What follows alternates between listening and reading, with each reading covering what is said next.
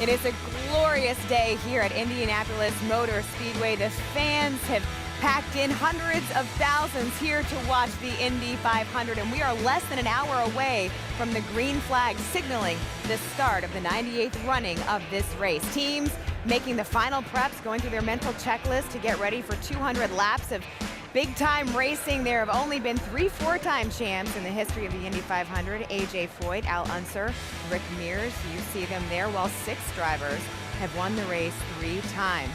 One of those drivers is Mr. Personality himself, Helio Castroneves, who has a unique relationship with the fans and the fence that protects them.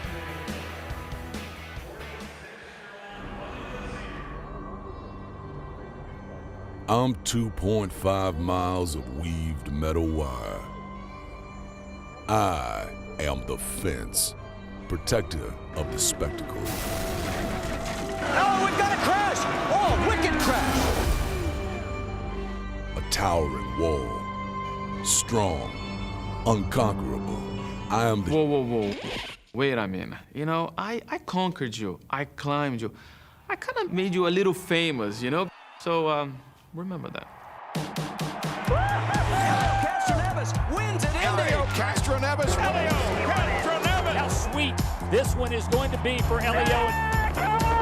The fans and I already understand each other, what to do. I kind of respect the fans respect me, and that's a good way to have it.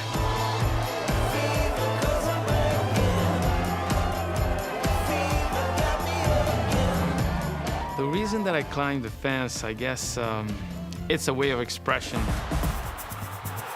And normally in Brazil, when the people express themselves, especially in soccer, they go and join with the fans. My first time, I just want to express myself and say, I want to race. I look at my left, I saw the fans, and I saw actually the crowd going crazy, and I said, you know what? I'm gonna go and celebrate with them. You know, with all this climb the fence, they call me the Spider-Man. People ask me, well, who is better looking, if it's Peter Parker or myself? Of course myself, you kidding me? Helio Castroneves has won the Indianapolis 500. The first time I climbed the fence in Indianapolis, I hear the crowd going crazy, and having your entire team sharing that special moment. The whole Penske crew's getting up on the fence. I don't think the Indianapolis Motor Speedway's ever seen anything like this. I want them to feel as much as important as I feel. What do I do winning 4 Indy 500? Wow. I'm all about tradition, so I'm not planning to do anything different. If it's working, don't change.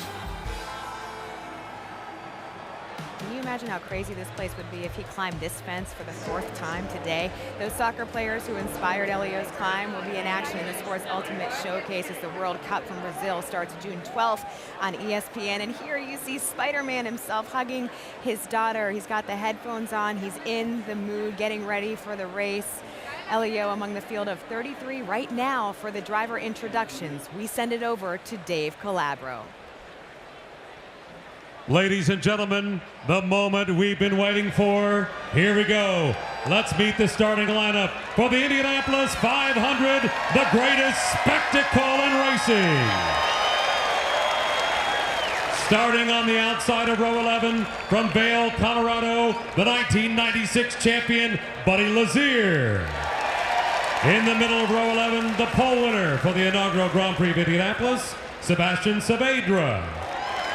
On the inside of row 11, the first of our 7 rookies, the reigning Indy Lights champion, Sage Karam.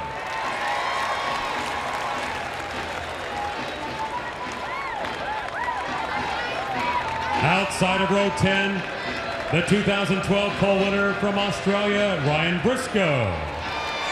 In the middle of row 10, one of our 4 starters from England, Martin Plowman.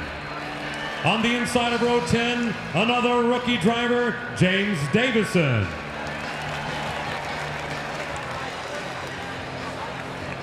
Outside row 9, after a 19-year absence from this race, welcome back the 1995 champion, Jacques Villeneuve. Starting in the middle of row 9, making his 4th 500 start is Charlie Kimball. And on the inside of row number 9, making his 8th appearance in the 500, from California, Townsend Bell.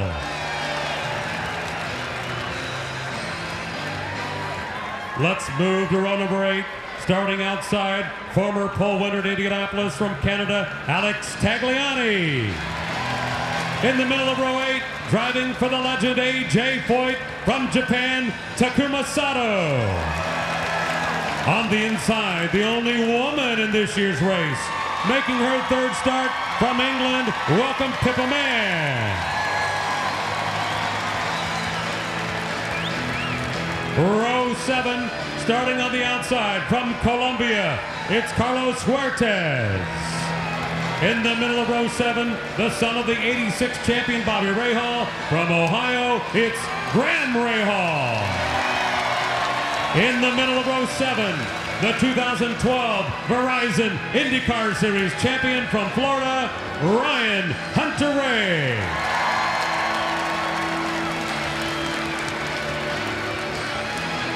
We move to row 6, starting on the outside for Team Rahal, Letterman, Lanigan Racing, Oriol Serbia.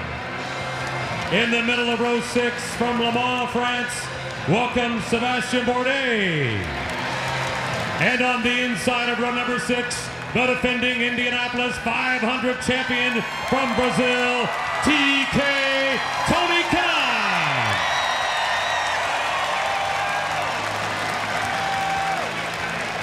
Row 5 on the outside, the first Russian driver to race in the 500 from Moscow. Please welcome Mikhail Alosha.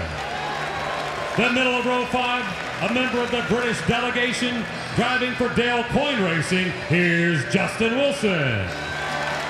On the inside of row 5, another British driver. Please welcome rookie Jack Hawksworth. Row 4, starting on the outside. He plans to run an extra 600 miles today.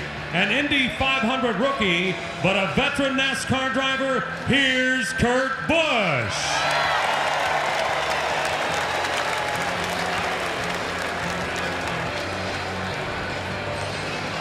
In the middle of row 4, the 2008 500 winner, 3-time IndyCar champion, Scott Dixon. On the inside of row 4, returning to the 500 for the first time since winning this race 14 years ago. Welcome back, Juan Pablo Montoya.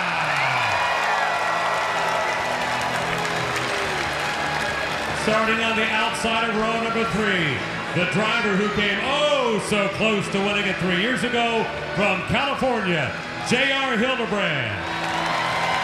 In the middle of row 3, a former Freedom 100 winner from Tennessee, driving for Sarah Fisher Hartman Racing, Joseph Newgarden. On the inside of row 3, last year's Indy 500 runner-up, driving for Andretti Autosport, Carlos Munoz.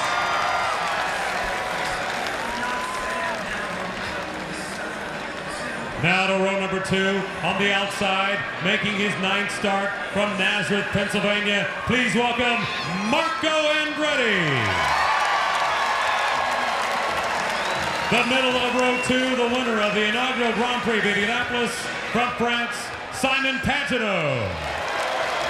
On the inside of row number 2, a 3-time Indy 500 champion from Brazil, it's Helio Castroneves.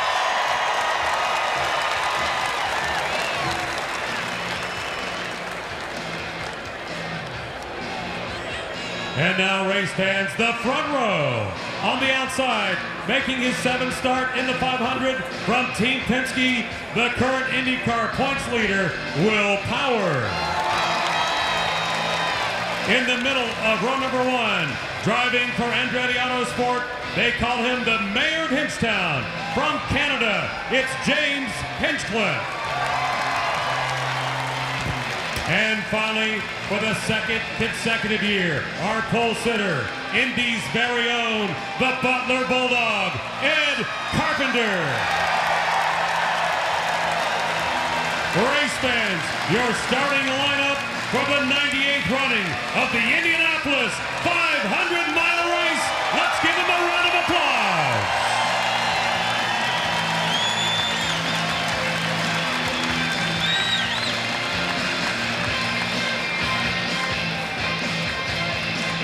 drivers feel the pressure. They understand the opportunity, but they also, as James Hinchcliffe told us earlier this week, they feel relief when they get this photo op done, when they're able to go get ready to actually start those engines, because for a month they have been thinking about nothing else than the Indy 500. They have been around the racetrack. It has consumed them.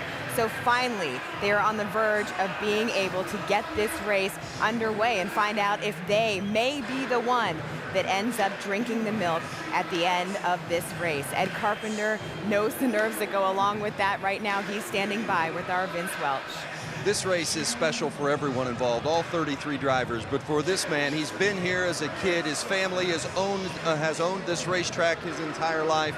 He's an integral part of the Indianapolis community. What does this day, Ed, mean to you? I mean, I love race day here. You know, just hoping and praying that today's our day. You know, it's what we prepare for all year is this race, and hopefully go out and get the job done. From finished 10th place a year ago after starting from the pole, what has to be better from your team today to go from the pole to victory lane? Just have to make the right calls. You know, we've got to be, you know, as flawless as anyone can be for 500 miles. The field's so competitive. That's my mindset, is just trying to be perfect. The hometown favorite, Ed Carpenter, from the pole today in the 98th running of the Indianapolis 500. Rick? Well, Juan Pablo Montoya has driven on a lot of tracks and a lot of race cars, but he's only driven the Indy 500 once, back in 2000, but that's all it took to become a winner. Now, you've changed a lot since then. That was 14 years ago, but how are you different as a driver today than when you won here? Well, I think I'm a lot more experienced, a lot more mature. I think, you know, being here with Tim Pesquer and, you know, the Verizon car, I think is really exciting. I think I got a really good shot at it. You know, there's probably 8 or 10 cars that are going to be really close together. So I think it's going to come down to, you know, whoever does the best job as a complete team.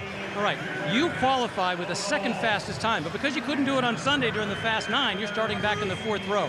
Does it give you confidence knowing your car is that fast? Our car was really good in qualifying, and, you know, we kind of messed up Saturday, so we learned that lesson. I felt Monday I wasn't that happy with it, but carburation day we made some changes, and I was really happy. We'll see now with the harder racetrack how he behaves. All right, how special is the Indy 500 to Juan Pablo Montoya? Check out what he brought out with him, a little camera. He's been taking pictures the entire time. Even a former winner wants to record his next trip here.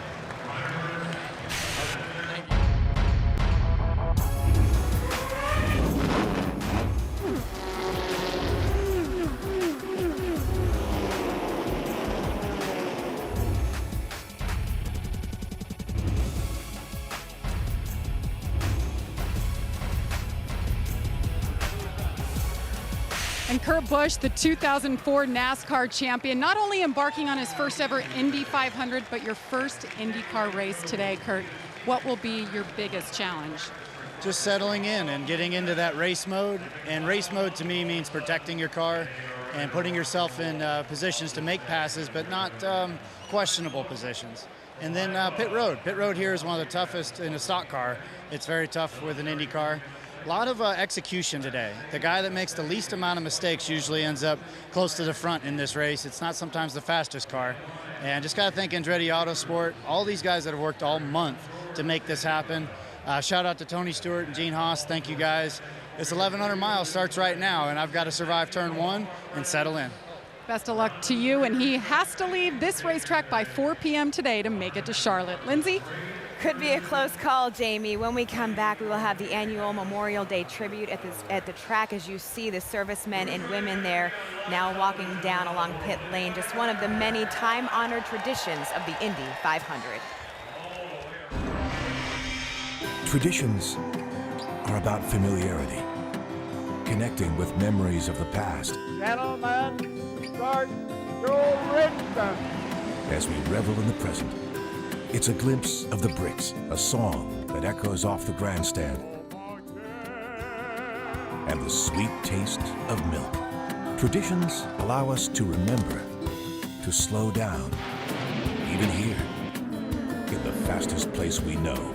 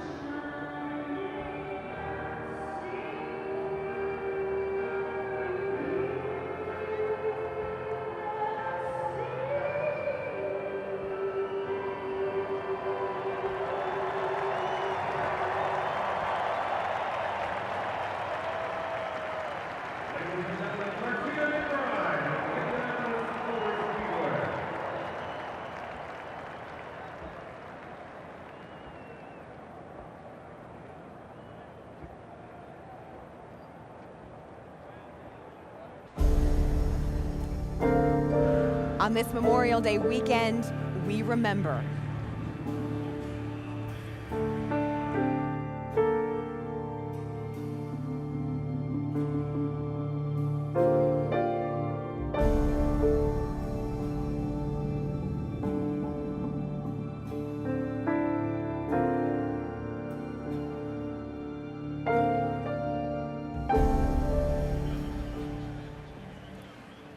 The drivers are the stars here, but you would never know it from this scene. Some real heroes, servicemen and women aboard Chevrolet Silverados for the Chevy Military Lap, part of Military Appreciation Service Month. For more information, go to ChevySalutes.com.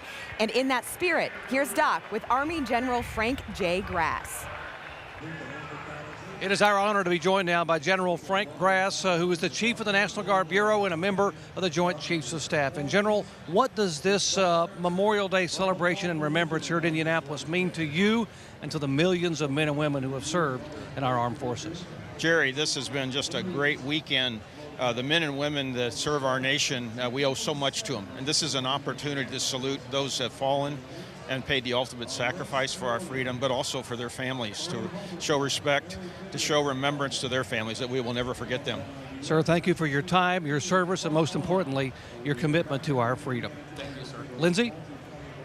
Thanks, Doc. Country singer, pop singer Leanne Rimes, Grammy Award winner. She's here today performing the national anthem, and you performed all over the world, really. You've done several pro sporting events, but where does this gig rank for you? It's pretty high up there. I mean, it really is. This is insanity. So many people, so much energy here that it's hard not to absorb that energy right now. So I'm trying to like calm down a little bit, but it's it's very high energy sport, and fans are awesome. So I'm excited. Speaking of calming down, we talk so much about the drivers. They've got their mental checklist that they go through to get themselves ready. What do you do? I mean, this is such a big performance for you. Oh my gosh. I warm up. I have a routine where I do like vocal warm-ups, and I try to just take some deep breaths, and it's always kind of weird. No one ever sees like how quickly they're moving me around, and like how it's just kind of chaotic, and so you have to try to keep yourself centered amidst all the chaos and hope that it goes well, which of course we know with you it always does. All right, we got to let you go because we know you're getting ready to perform very soon. Leanne Rimes, thank you for joining us. Best of luck.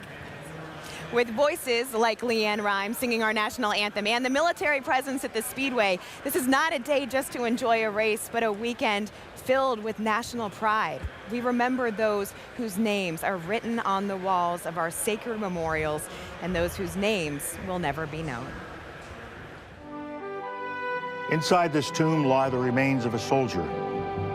His name is unknown. Outside the tomb stands a sentry. His vigil is unending. They are connected by love of country, a sense of duty, a sacred code. For the soldier, there was no glory, no closure for his family, no welcome for him back home. For the sentry, there is no rest. He is there through every season, every second, rain or shine, whether he is watched or totally alone. Such is the bond between the unknown soldier and the guardian of his memory, unbreakable and forever. One gave his life and identity in the fight for freedom. The other took an oath to honor that fallen soul. The soldier's sacrifice will never be forgotten because the sentry will always stand guard at the tomb of the unknown.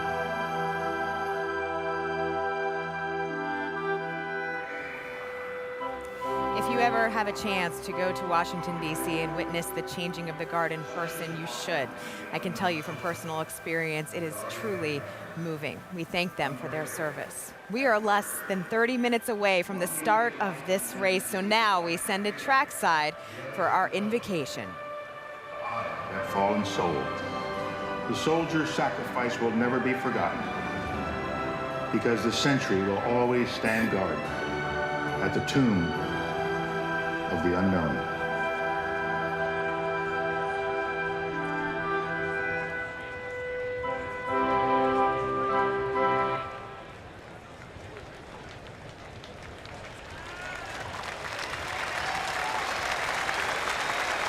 Ladies and gentlemen, to issue today's invocation, please welcome Indianapolis Bishop Christopher Coy. Let us pray. Good and gracious God, we give praise to you for the blessing of this day and this wonderful weather. Can I hear an amen? Amen. On this Memorial Day weekend, we remember and lift up our heartfelt gratitude for all the men and women of our armed forces who died in defense of our nation. We call to mind as well all the men and women who serve our country now. Keep those in harm's way safe and bring them home to their families healthy and well. Can I hear an amen? Amen. We thank you for those who make this the 98th running of the greatest spectacle in racing possible. Mary Holman George, the entire Holman George family, and the folks of the Verizon IndyCar series. May the drivers, their crews, the safety teams, the IMS safety patrols, the owners, and spectators be protected from all harm and participate in this race safe and sound. Can I hear an amen? Amen. And now, Lord, this race will soon start. May it be a good race. May it be fast and tight. May the pit stops be quick and the track be quicker. May the roar of the 2.2-liter V6 twin turbocharged engines be constant. And may the best team win. And can I hear an amen? Amen. God bless America and Godspeed.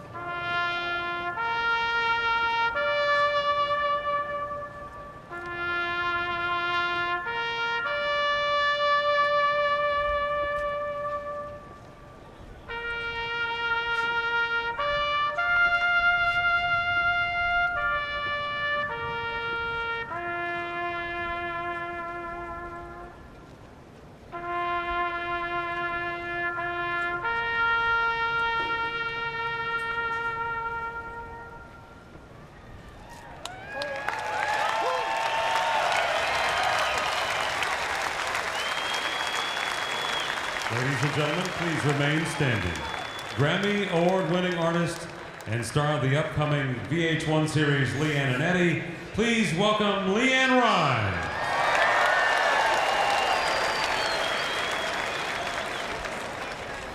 Oh, say, can you see by the dawn's early light what so proudly we had the twilight's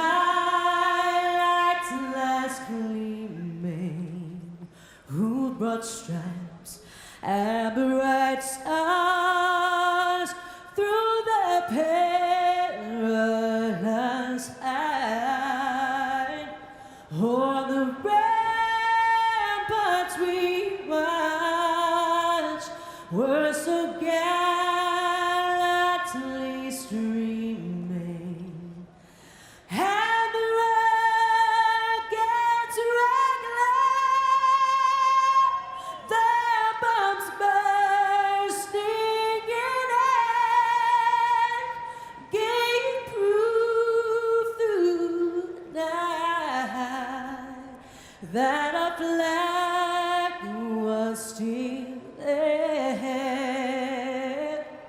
Oh, say does that star-spangled banner wave o'er the land of the free and the home of the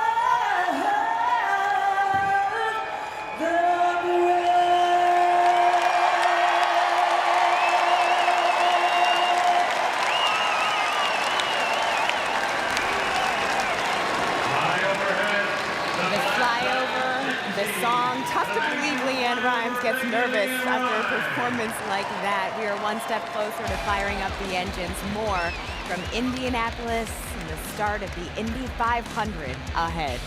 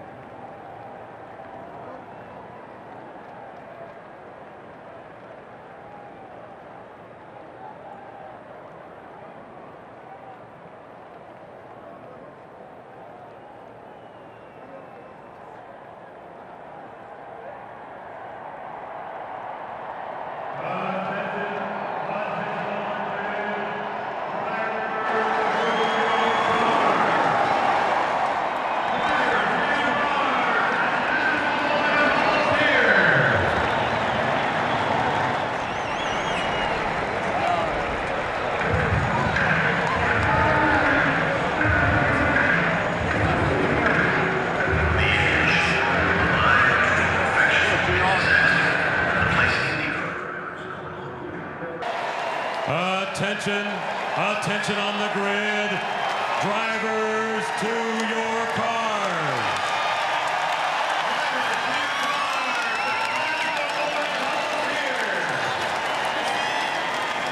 The roaring of the crowd, soon to be joined by the roaring of the engines. The drivers there preparing to get into their race cars. They're hugging their loved ones, talking to their teams for any final notes. And you at home can watch along with 12 of your favorite drivers through the Watch ESPN app. In addition to our ABC telecast, fans can also enjoy in-car coverage live on ESPN3. That's available through Watch ESPN. You can experience high-definition views from the front, rear, sides of the car, plus go inside the cockpit. You can access Watch ESPN by downloading that Watch ESPN app by visiting WatchESPN.com. And so the stage, racing's greatest stage, is set with question marks. Can Tony Kanaan make it back-to-back wins? Will this be win number 4 for Helio Castroneves? Can Juan Pablo Montoya win once again in his second attempt? How about Kurt Busch? Can he make it a memorable transition from NASCAR to IndyCar? Or will it be Hoosier Ed Carpenter bringing it home for Indiana? As of right now, all that matters to these drivers is speed over a course where time stands still. The 1971 Indianapolis 1946. 1974 present 1945. The Indianapolis 500-mile Classic. Good afternoon. I'm Jim McKay speaking to you from one of the most exciting spots at one of the most exciting moments in all the wide world of sports. Behind me, the cars are being wheeled onto the track. Imagine a place that transcends time, where the thrill of victory brings our heroes together. You think it can be beaten? Well, I don't think you're ever going to beat the track, but you got to show respect. Where racing legacies last forever. We see another 4-time winner. It's a bit of a dream, to be honest. You know, I came here once, I won the race, it was really exciting. Second time around, the chances of winning are pretty good. A place where the bounty is worth the blood.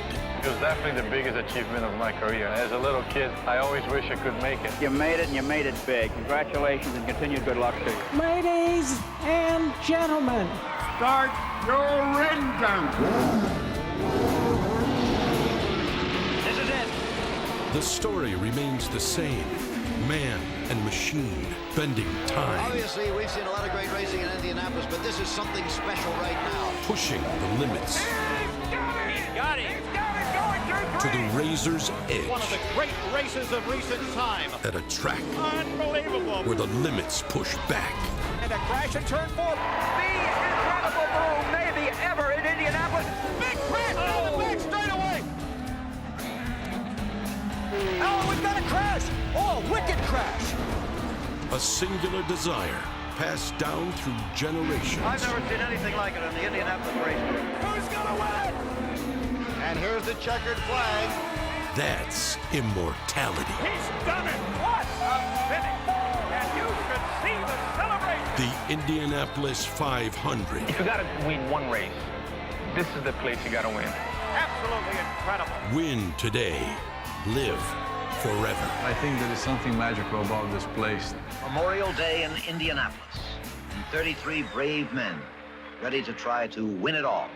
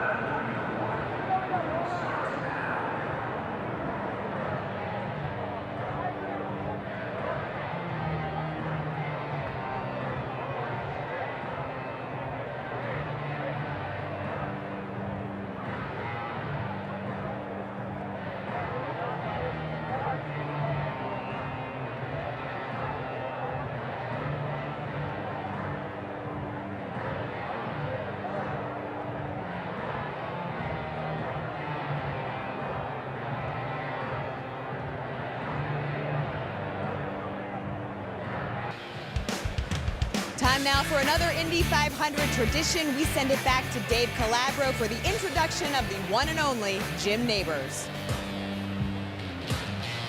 Race fans, please turn your attention to the video boards and the victory podium. Since first appearing at the Indianapolis Motor Speedway in 1972, this gentleman has become a cherished icon on race day. He has treasured every moment being with you race fans here at the track and with those millions watching around the world. The words of this special song always strike a chord with all of us, and it never sounded sweeter when sung by this Hoosier at heart. For the 36th and final time, performing back home again in Indiana, please welcome and sing along with the one, the only, our good friend, Mr. Jim Neighbors.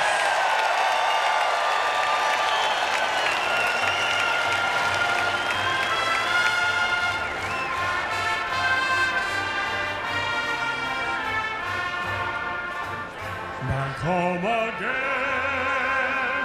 in Indiana, and it seems that I can see the gleaming candlelight still burning bright through the sycamores for me.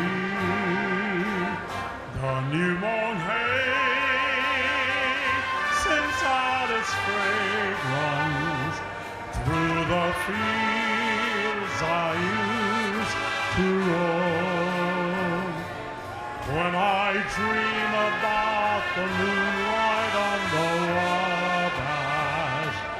How I long for my Indiana home.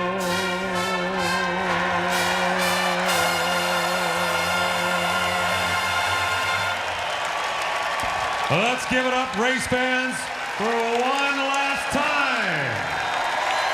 Thank you, Jim, for coming back home one last time. We love you, we'll miss you, and we'll never forget you as the balloons fly over the world-famous Indianapolis Motor Speedway, a tradition that dates back to 1947.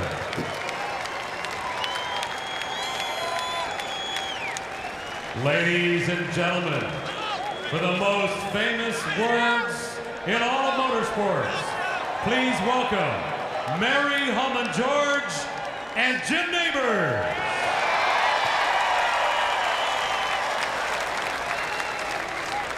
Gentlemen, start your engines. Yeah.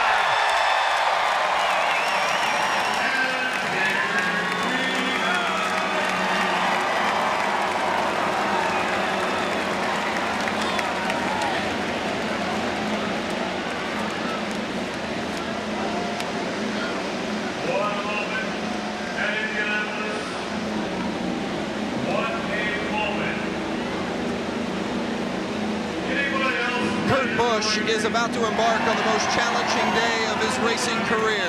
1,100 miles is the goal, and right now he is about to begin his very first Indianapolis 500. Before he put on the helmet and climbed in the car, I spoke to him. I said, "How are your nerves?" He smiled and said, "I'm feeling it, but I feel good.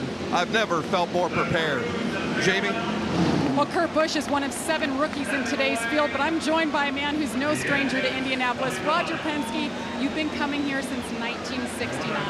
What is this moment like? Well, I guess I came here in 1951 with my dad as a young kid, and I can see all these young people here today. It's a special time in my life, and this race is going to be unbelievable. I wish the best to Kurt when he's trying to do the double, and we got 3 great cars today, and we want a safe race. All those years of being a team owner here, 15 wins. He's hoping today is number 16. Lindsay? Thank you, Jamie. The engines are roaring, the crowd is cheering, and our crew in the booth is standing by to call this race. We send it now to Eddie Cheever, Scott Goodyear, and the newest member of our team, Alan Bestwick. Alan? Lindsay, thanks. Can't tell you how exciting it is to be here for the Indianapolis 500. And as we've gone through the month of May and talked to the drivers, they talk about their cars, they talk about the strategies, but they talk about the emotions of this 500-mile journey. What is today like for the drivers? Today is the most difficult day of the year for them. From the moment they woke up this morning, they've been trying to empty their head of everything that they do not need. They're going to have to focus on the most difficult start you will have anywhere in racing. And you know something, the thing that I always thought about here is coming here into turn 1 was always a time of tension for drivers, simply from the fact you're rushing down to turn 1 with 32 of your closest friends at over 200 miles an hour. So it's definitely a hard time for drivers. But the one thing that is for sure is that you come here as a driver, and if you win, you'll leave as a legend.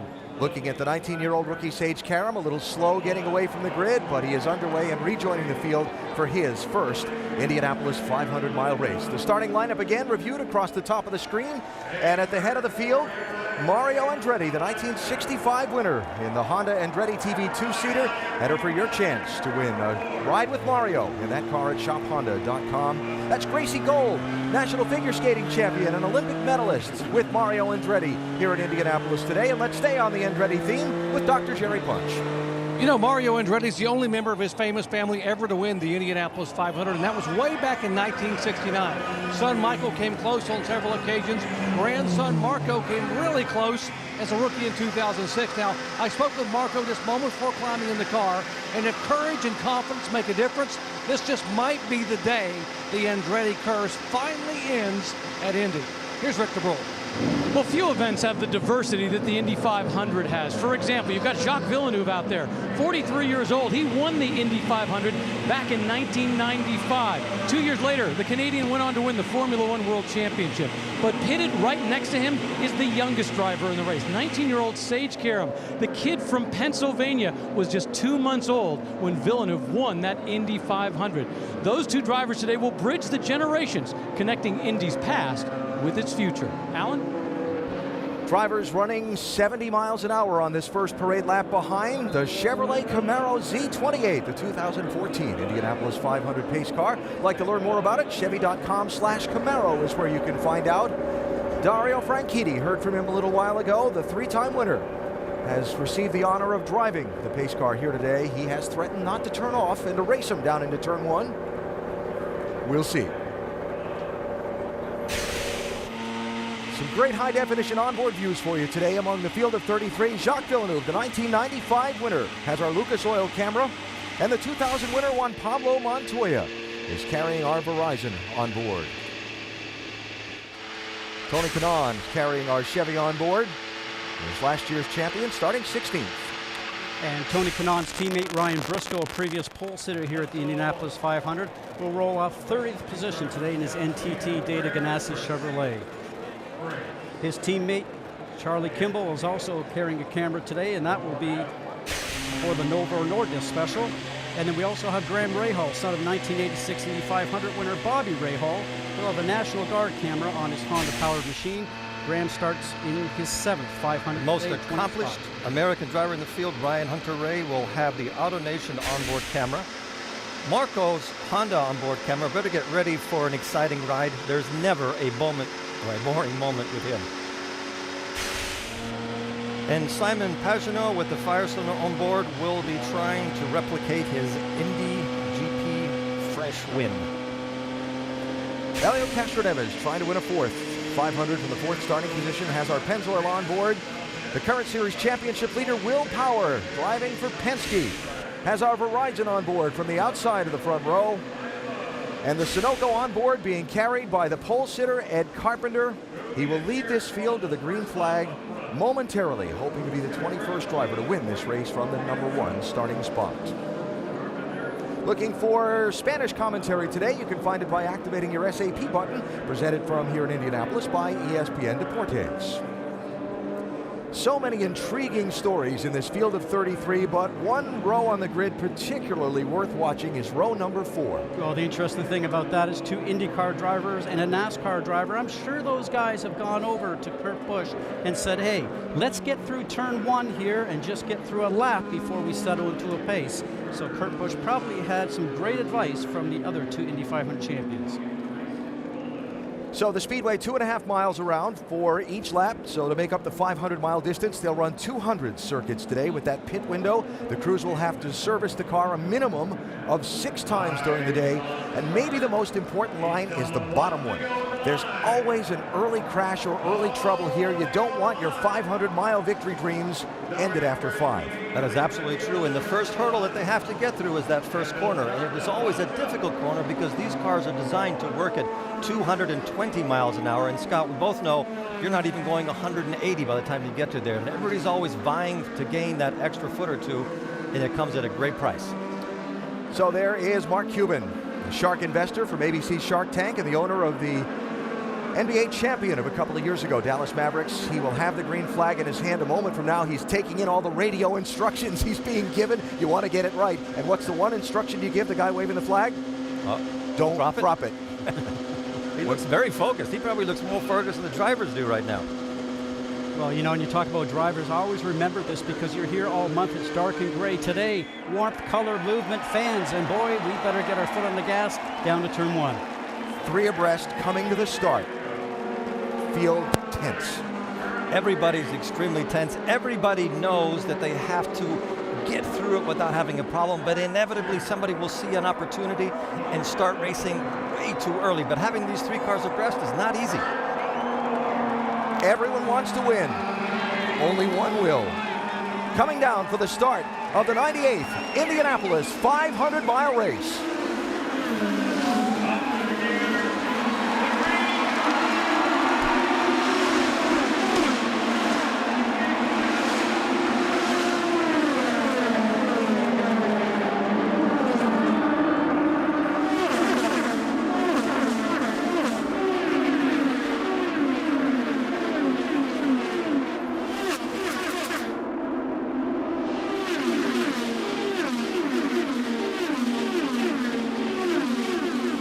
Trouble toward the back. Looked like James Davison had to make an avoiding move in that aquamarine car. And also Ryan Briscoe perhaps showing some smoke from behind that red, white, and blue 8 machine. Oh, I think that smoke was from the rubbing wheels. Anytime you do that in open wheel cars, usually something worse happens. A lot of luck for those guys today. James Hinchcliffe leads lap 1. Not a good start for Ed Carpenter. He got gobbled up on the outside from Hinchcliffe and then had to play defense. You know, it's funny, we always talk about getting through turn 1 like we just did a minute ago, Eddie.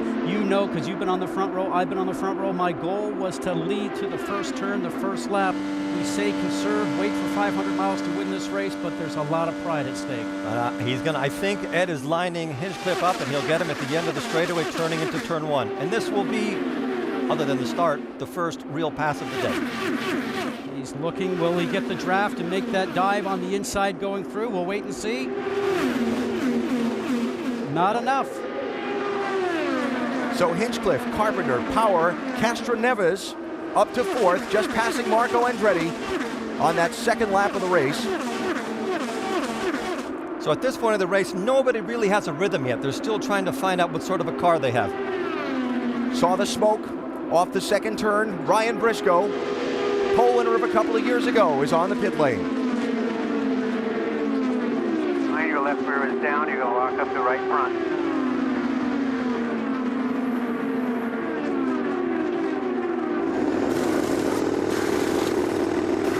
Left rear looks good, guys. So Briscoe goes a lap down early in the race.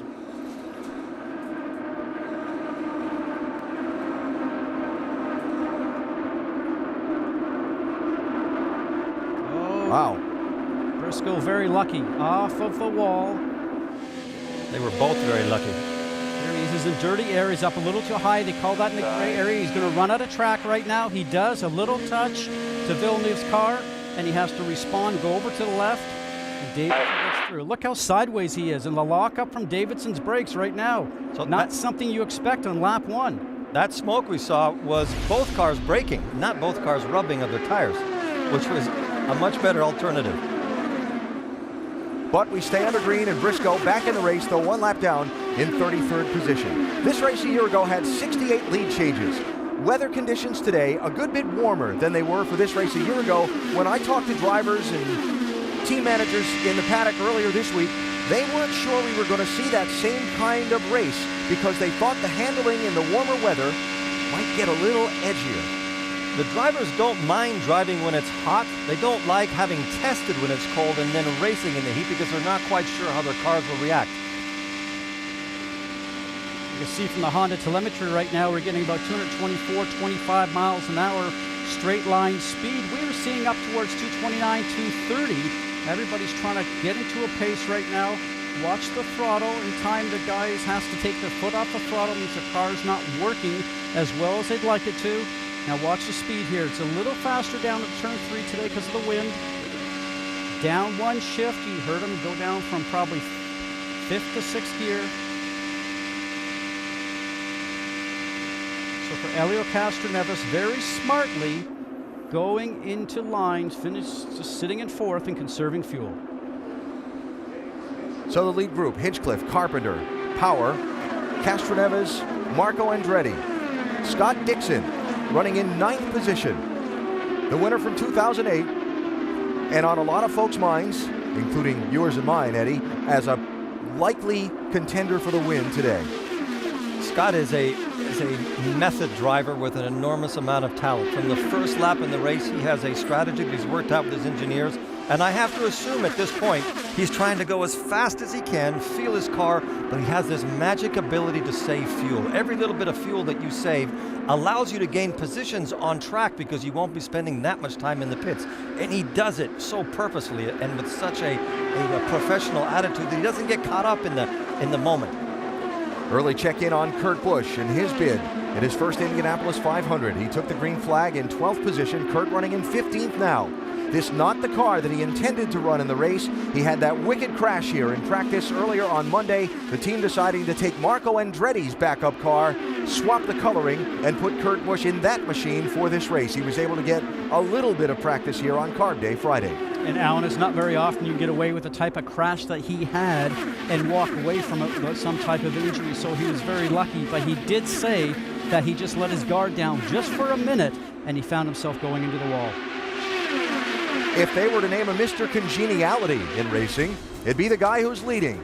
The bright personality of James Hinchcliffe also is pretty darn fast behind the wheel at the Brickyard.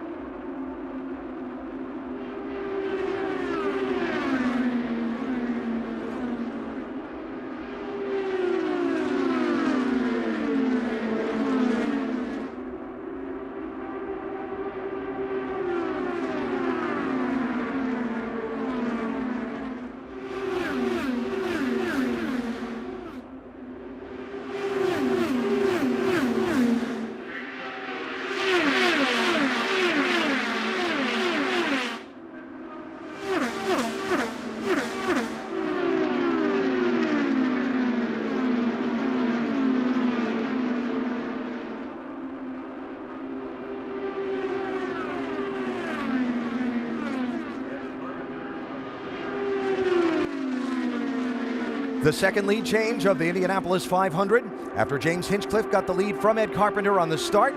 Carpenter has gone back around Hinchcliffe and is out in front. The pole winner last year did not get the finish he was hoping for. Carpenter hoping to win from pole position this season. He leads after 13 laps. On the move in the early going, the series champion for the Verizon IndyCar Series a couple of years ago, Florida's Ryan Hunter-Reay.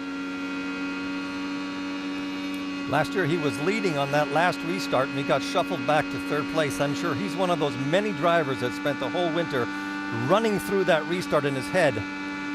Perfect pass. And every time he ran it through his head, he came out with a different finish. But you can hear, Scott, that the drivers are not that much on a limit right now as they take their throttle off every time they go into the corner. That's not just because of traffic, but they're trying to gauge how their car is working. Doc? Ryan Hunter-Reay said he has got to get out of where he started in a hurry.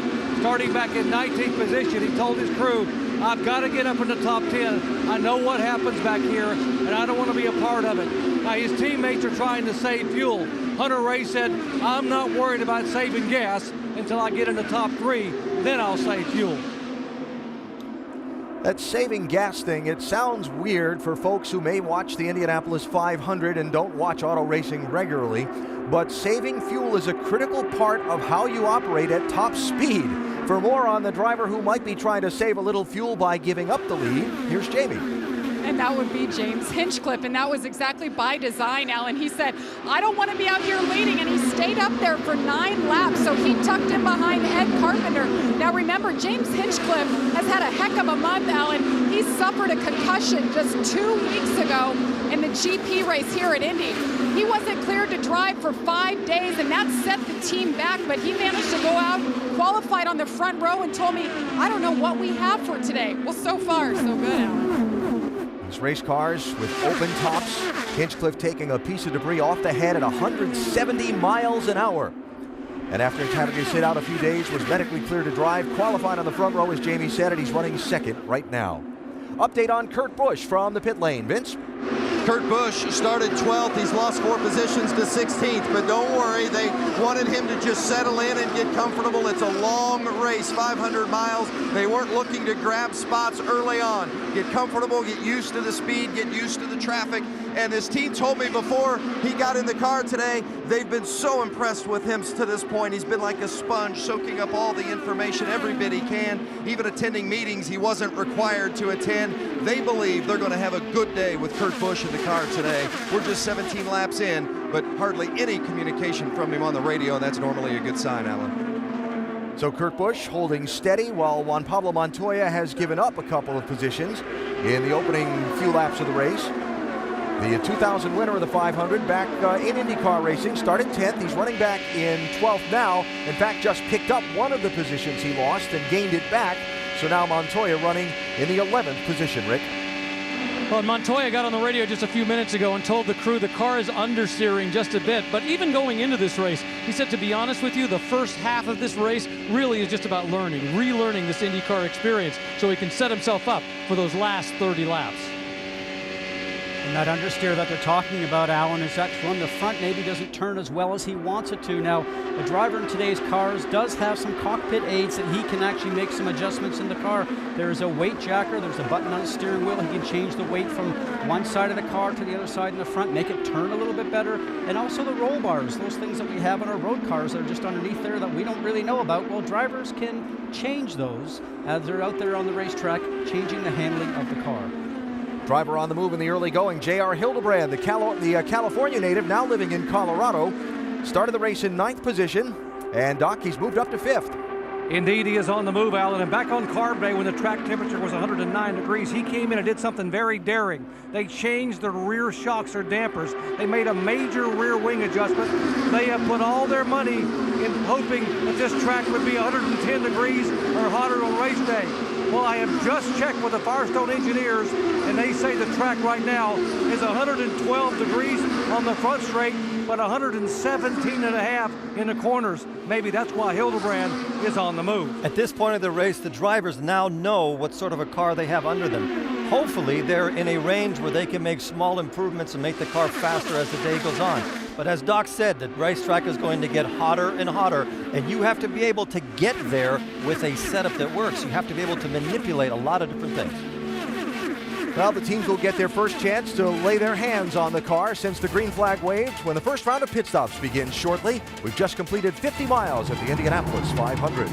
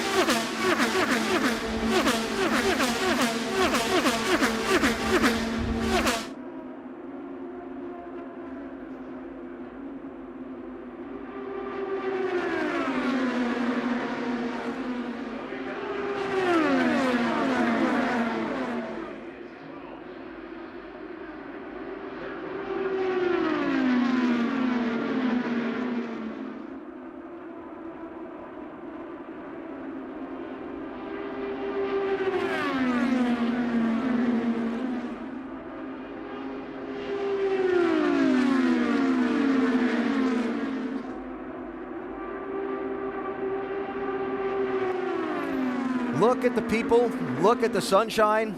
How spectacular. The Indianapolis Motor Speedway on the day of the 500-mile race. And hometowner Ed Carpenter from Indiana, Butler University graduate, is out front. He has led 16 of the 25 laps that have been completed so far. Average speed is over 217 miles an hour. And looking at the telemetry, we can see that he's going as fast as he can because the throttle is remaining 100% the whole way around the track. But as Scott pointed out earlier, he probably has his fuel trim all the way down to saving fuel. So they have a variety of different adjustments they can make. But he is going as fast as he can right now. Thank Honda for helping bring you the onboard telemetry today here at the Brickyard. And I'm also noticing about 217, 218 going into 1. A little faster top speed going into 3 because they have a headwind into 1, a tailwind into 3. Drivers will have to look at those windsocks on the racetrack when they go into the turns to adjust their lines through the turns. All that as you're entering into the turns at about 215, 20, 25 miles an hour, Eddie. It was always something we're very busy. And as we're looking right now, that windsock is up on top of that grandstand. So the driver takes his view off the racetrack for a minute and looks up on top of the stand. It's pretty mind-boggling for those of us that haven't driven a race car that you're doing 220 miles an hour into the corner and looking at a windsock. Tony Kanaan, last year's winner, you see moving up some since the start. Look at those hands on the wheel. Exactly, that's exactly what I was just going to point out. We were on board with Ed Carpenter, smooth on the steering wheel. His car was working well. You saw Tony reach up with his right hand and tear something off the front of his visor. That's called a visor strip because all the dirt that comes onto your helmet can make it hard to see. There's a little thin layer of plastic there. It tears it off. He'll have 10 of those on for today's event. And it's one of the greatest feelings in the world. It's like being on a long road trip and stopping at the gasoline station and they clean the windshield wiper for you. It's a whole new view on life, and it is a great uplifter. Never looked at it that way. Now right behind Kanaan, the driver who's gained the most positions in the opening 27 laps of this race, Californian Townsend Bell. Rick? And Townsend Bell has a little bit of a secret weapon. He's driving for the same team that Tony Kanaan drove for last year. And while that is not the same car that won the Indy 500, they are using the exact same setup that Kanaan used last year. Used it coming off the truck. It worked perfectly. As a result, they pretty much kept to it, and they expected to keep it that way for the rest of the race. He's been able to move from 25th all the way up to 12th. That little attempted pass we cut off to there with Ryan Hunter-Reay on Joseph Newgarden had my two former driving partners up here in the booth going, don't see a lot of that. The outside car that's being passed holding its line all the way up there that early on in the race. Well, there's a difference now. We're a lot older sitting up here. He's a lot younger sitting in there. That's the difference. Yeah. But Townsend Bell definitely is on a tear, isn't he? Yeah. And he's right up the gearbox. Here's the race leader on the pit lane after 28 laps. Complete, working the 29th, and headed all the way down to Jamie. And Ed Carpenter told me they were really focused on making sure their car was the fastest in the race. They learned their lesson last year, and they wanted to focus on having a good handling race car. Ed's saying the car is great, whether he was in traffic or leading the race. So far, so good for the 20. You'll see him change 4 tires here. They'll fill him up with Sunoco fuel, and the great thing for him, he's in the number 1 pit box, so he has a clear out right ahead. Perfect pit stop for the 20 of Ed Carpenter.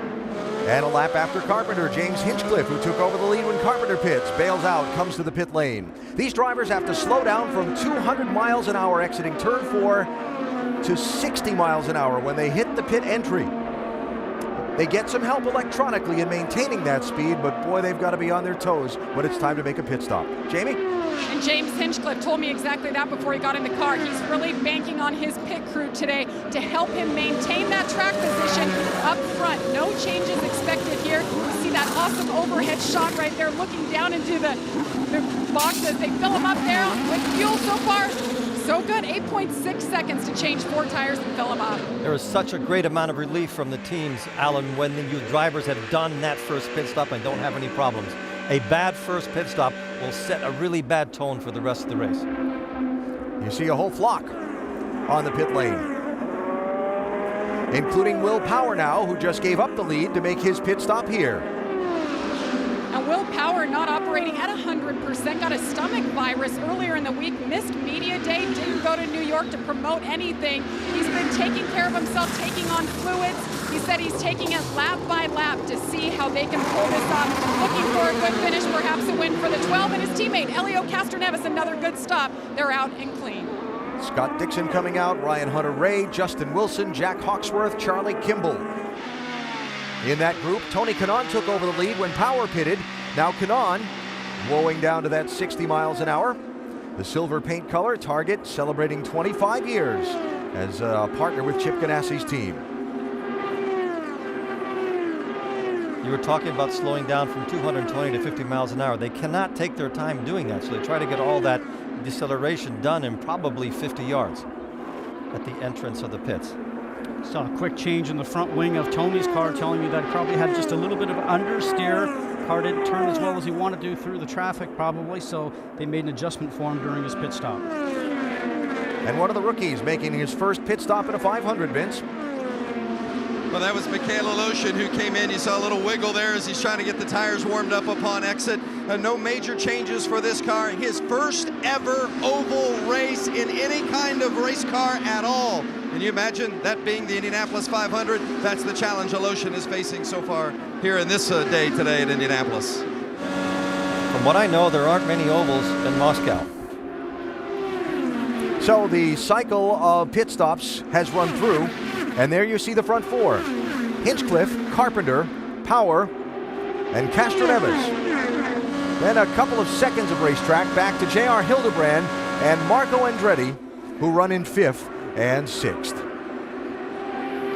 Now this first group of 4 cars, Scott, has an opportunity. If they get together, they can break away from the rest of the field behind them, but they have to work together.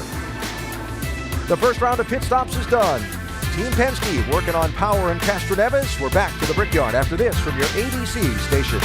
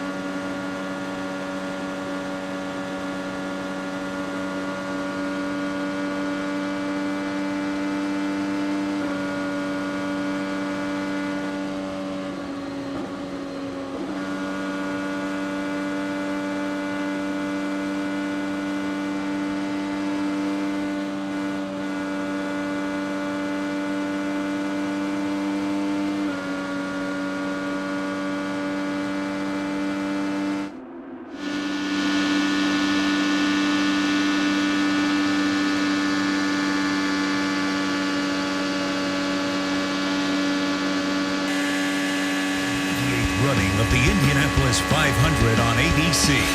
Brought to you by Mother's High Performance Car Care Products, formulated for fanatics, and Comfort Suites, your sweet success.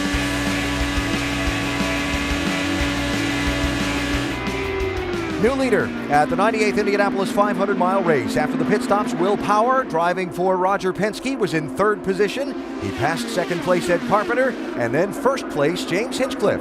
And Power, the Verizon IndyCar Series championship leader starting today, is now out in front here at Indy. He's a new man this year after winning his last race in Fontana. A look at the pass for the lead. After those pit stops, he came out. He seemed to have a very good car underneath him. He turned around, got past Ed Carpenter. A nice timing coming out of turn 2. A great draft. Gets the pass completed before he gets into turn 3, which is exactly what you want to do. You try not to go into a turn beside the guy, as what we call it, make it confrontational, because it's only a one-line racetrack here at Indianapolis. So this is the first time he's had any laps in clean air. So what he's doing, he's putting in his database and trying to tell his engineers what his car will be like should he be leading on those last restarts. Everything you see now, the drivers are trying to accumulate information to work towards those last 20 laps, and he looks pretty strong when he's in front. And we should add that all that information the driver sees on his electronic dash is being back to the pit lane by real-time telemetry. So all that information off the car goes to the engineers. They get to assess it. They get to see what type of car the driver now has, as we see Townsend Bell do a great pass. Getting around Simon Pagenaud for a spot. That's the 13th, make that 12th position that Bell just picked up. Bell does a really good job for somebody that just comes and races here once a year. He's always in the mix of things. Most of the rookies in the field are kind of clustered together on the racetrack, including one of the youngest drivers here who had a little hiccup getting off the grid, but now is charging forward. Rick? And you have to be so impressed with what this kid is doing right now. 19 years old, not just a rookie in his first IndyCar oval race, but the youngest driver in this race. The team has been coaching him through, telling him what to do. He was talking about he was having a little bit of understeer. The car was having a few issues, but he started 31st and is now racing in 19th and is keeping his nose clean, and that's what really matters. That was great, Rick, but right in the middle of all that, he just passed a car on the outside of one. And that was called Take That, because Michaela Loshin tried to block him down the main straight, took him all the way down to the wall, and he said, okay, I'll go around the outside, and that's exactly what he did. And it's not a great place to live this early on in the race, up high in one. This kid is on a march to the front of the row, the front of the line. And Power continues to lead. New second place runner, Ed Carpenter, around James Hinchcliffe. So Carpenter to the number 2 spot and trying to creep in and join that front 4 that had a little bit of a gap on the rest of the field after the pit stops is J.R. Hildebrand, who is closed in now and make that a 5-car breakaway. Graham Rahal on the pit lane. That doesn't look good, Rick. Yeah, Graham Rahal has been having some problems, concerned about the back end of the car. It wasn't going well. And then in their last pit stop, they couldn't get the jack to work properly. As a result, it was a very slow pit stop. Bringing him in again, trying to work out some of the problems. He's had a pretty tough month overall. Hasn't been able to get the speed, and really hasn't been able to figure out why they haven't been able to get the speed. And it doesn't look like today's going to go any better for them. Did you feel it tighten up or anything like that? I did. That's all. Now, generally, when they talk about tightening up, they're talking about what's under the engine cover. It could be that, or it could also be maybe a problem in the gearbox or something. There's that jack falling off. Jack went up and down, and you know, Graham has had a struggling week. I got an opportunity to play in the Graham Rahal Foundation golf tournament this week, and he really shared with me, he just said, I'm not sure why we don't have the speed or the grip, but it's actually very, very tough to be able to be out there in the racetrack. J.R. Hildebrand looking for 3rd place and has got it in turn 1. Very nicely done. You know, we heard in the garage all this last couple of weeks, you know, we don't want to lead too much. We too early because we want to save fuel. We want to get great fuel mileage for this race. But Eddie, you know, from putting your helmet on, getting inside the cockpit, we just want to get out there and get racy and get to the front. That is true, but you also have somebody in the pits that's worked out the strategy, and you have to adhere to it. And then at the same time go quick, and it's very difficult. Every time that you do a stint and you use maybe 1 gallon less, that's 1 gallon less they have to put in your car. And how much is that? How much is 2 seconds in a straightaway? 150 yards? A couple of hundred. Helio Castroneva is fending off Marco Andretti for a spot. Want to go back and tidy up the Graham Rahal story for just a minute and see if Rick has any more information on that. Rick? Yeah, he came on the radio and said the engine just shut off. That's the problem. He's been having the suspension problems I talked about earlier in terms of the setup, but this is a much bigger problem. He said for whatever reason, the engine shut off, no warning. Now he's in pit lane and they're trying to sort out the problem. That's tough luck for the son of the 1986 winner. Now, just on the racetrack a minute ago, Helio Castroneves was given a warning by race control. Castroneves in that yellow car, warned for blocking. Oh. Yes, that is not proactive, Scott. What they told the drivers that you can make the first move on either side of the racetrack, but you cannot react to what's happening behind you. Marco behind him, starting to look. He makes a move. Inside. All of a sudden, the Inside. big move over. A lot of dirty air going on to the nose of Marco Andretti's car. Saw how quickly he fell back because that air that comes off the car in front really disturbs the handling of your car. So how many warnings do you get before they call you in and wrap your knuckles? Or you sat in drivers' meetings like I have. They don't give you that information. Otherwise, if it was 7, you'd do 6, wouldn't you? Or 7. Well, here comes Hinchcliffe. Castroneva's looking to get around Hinchcliffe for 4th spot. And Marco is all over him, isn't he? Yep. Now, interesting that with all the super teams, right? Andretti Autosport, as we ride with Marco, got Team Penske leading, Chip Ganassi racing teams with so many wins here at Indianapolis in recent years.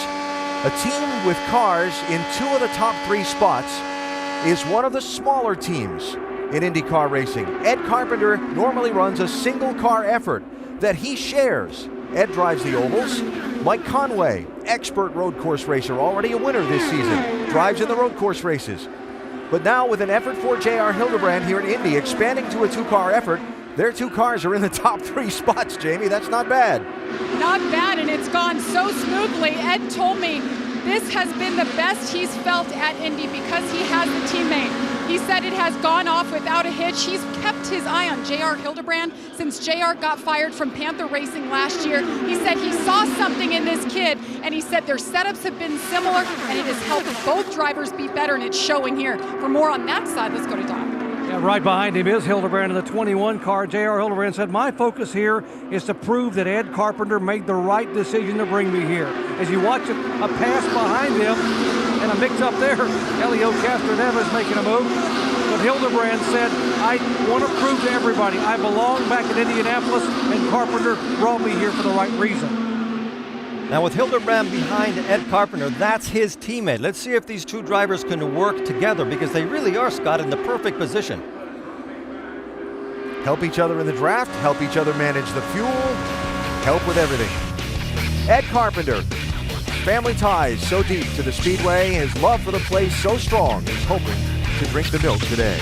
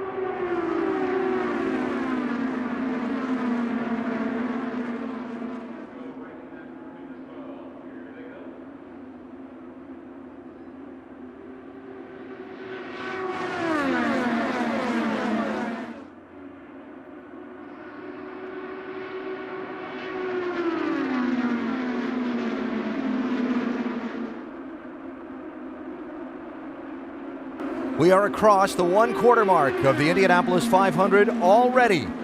Will Power out in front, one of 5 different drivers that have traded the lead 8 times caution-free to this point. Graham Rahal's car is the slow one you see on the inside. They sent him back out, obviously haven't gotten all the problems on that machine fixed up. And Rahal is looking to make his way back around to the pit lane. They're going to begin.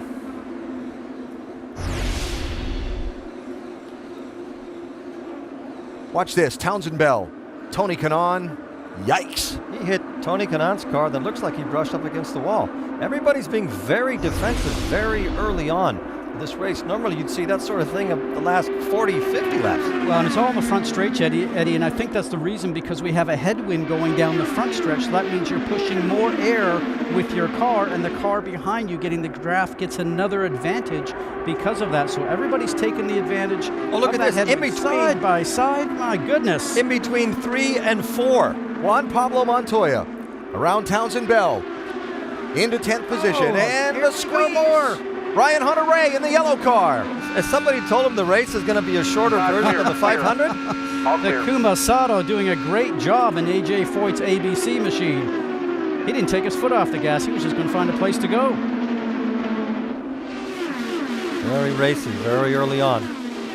You know, when I watch this, Eddie, you and I have talked about this before, that when we were doing it, it seemed normal. And now that we're up here and watching it, and I talked to Dario Franchitti about that, and I think he said it on the air here this morning, that he's now watching it and realized just how much on the edge we lived our lives by doing it. But when you're doing it each and every day, you don't even think about it. I've hit things at 230 miles an hour, and it's not a pleasant experience. There goes Castro Neves making a nice move on J.R. Hildebrand. Into 4th place. Marco Andretti went through Hildebrand earlier, up to 3rd. These same cars and stars will run in Detroit next weekend. You'll see both ends of the Indy Duel in Detroit here on ABC. Saturday, 3:30 Eastern, Sunday, 3:30 Eastern. Really demanding on the drivers and teams. The 2-mile, 14-turn course, running 2 races in the weekend instead of 1. Should be a lot of fun. And it's diametrically opposite of this. Yeah. It's a lot of stop and go, and you're right in the city park. Now watch for Marco getting a nice draft going on here. Past Ed Carpenter. When we were riding on board with Marco Andretti before, he's a man that's very busy in the cockpit. He was using the buttons on the steering wheel for the weight jacker, making the car handle better. He was also using the roll bar, and he seemed to be doing that on each end of the racetrack because of the difference in wind. I think that's why he's advanced his car. Beginning to see the next round of green flag pit stops. Jack Hawksworth, very impressive young driver from England. Marco just passed 2 cars in 1 lap. Lead. That was the roar of the crowd that you heard, and it put Will Power off pace there for a minute because he took away the air going through the turn, and Ed Carpenter almost got a chance to get past him. Now watch Elio. He'll take advantage of this. But it's very late. Just like that, how quickly you can go backwards. And a little wiggle from the Pennzoil machine in the middle of turn 1. Wow. Looks like Castro Neves is starting to pick up the pace. I expect him to be attacking Power probably at the end of the next straightaway. Well, it's interesting. Power's car was so good after the pit stop. Now it's starting to go away. Doc, you have some? Marco Pagano in for his service. The car handling better than he'd like. Still a bit of an understeer and a wing change. 4 tires and he was away. All of the people in this front stretch grandstand, these massive stands that tower over the racetrack when Marco Andretti took the lead, rose to their feet with a cheer.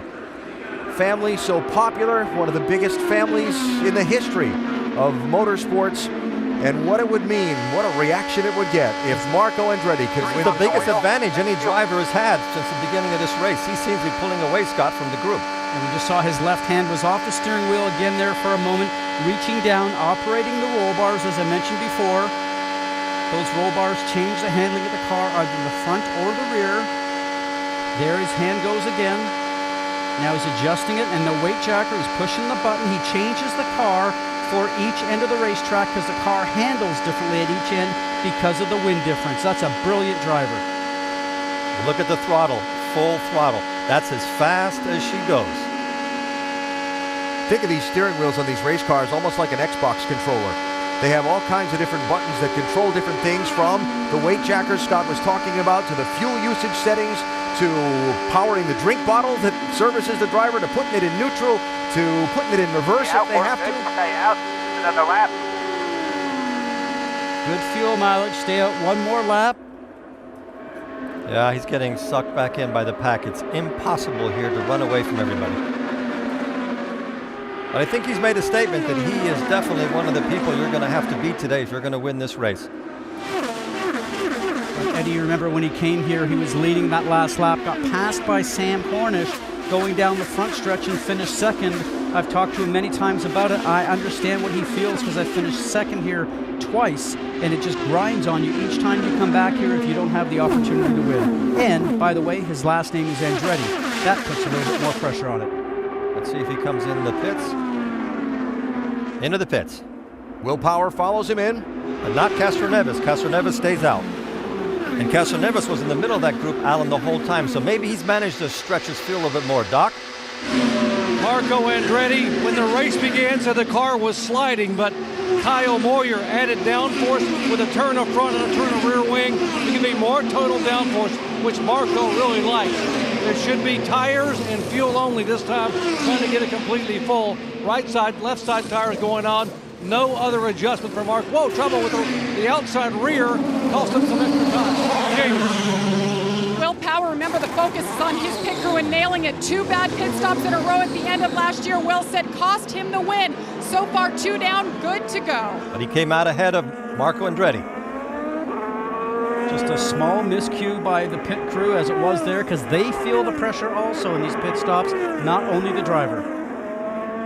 Another wave in, led by Elio Castroneves. Jamie? His team very focused. Roger Penske's been coming here a long time. He is the strategist.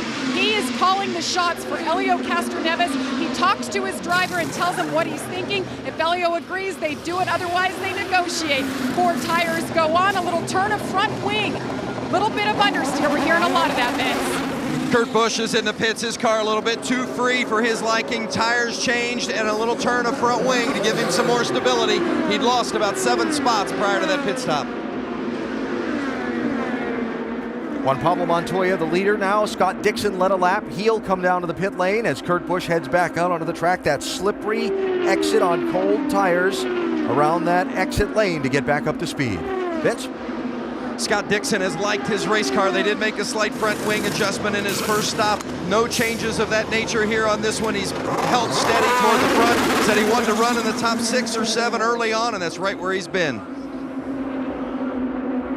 Let's go back to those changes that Marco Andretti made to his car. Putting more rear wing and more front wing at this early in the race is a big change. That's not a small little adjustment. Certainly gain some grip. You can also change tire pressures. The crew can do some side-by-side. Man. And right in front of the leader, Montoya. J.R. Hildebrand still trying to gather it up. And did you see the car wiggling with him underneath there? Hit this time. Rick? Tony Kanaan brings the car in. They made a minor air pressure adjustment in the tires last time, along with a wing adjustment as well. The goal is to make those minor changes. He's been happy with the car overall. Now he's got a problem in the back. They were trying to make, looks like they're trying to make a rear wing adjustment, and it's going a little bit longer than they anticipated. There is a small device in the back where you can change the angle of the wing. When they have a problem with that, obviously it's going to take a lot longer. And you see him go in the back, they've got to restart the car as well, so now you've got a problem in the back. You see the frustration with Tony Kanaan as his hands go up in the air. This is an awful lot of time during green flag situations to be sitting in the back of this car. It would take a miracle to get him back in the race after having lost this many seconds in the pit, Scott, to have a chance at winning. A lot of people making rear wing adjustments. It looks like the track is a lot slippier than they expected to, and Marco Andretti's group were the first ones to jump onto that by changing the rear wing. It almost sounds like Kurt Busch needs a little bit of rear wing because his car is so loose, and that's what caught him out when he had his accident in 2. Now, Juan Pablo Montoya ran 4 laps longer than Marco Andretti did on that stint on fuel. Might be important later in the race. Castroneves in the yellow 3 is the leader. Andretti is second, right behind him after the cycle of pit stops.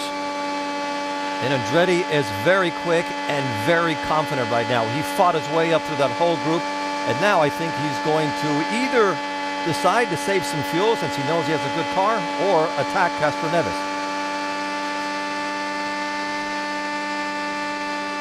So the race for the lead at the Indianapolis 500-mile race, Castroneves and Andretti. Jessica Mace changing that front left tire for Jacques Villeneuve at work along with all the other pit crew members here at the Brickyard.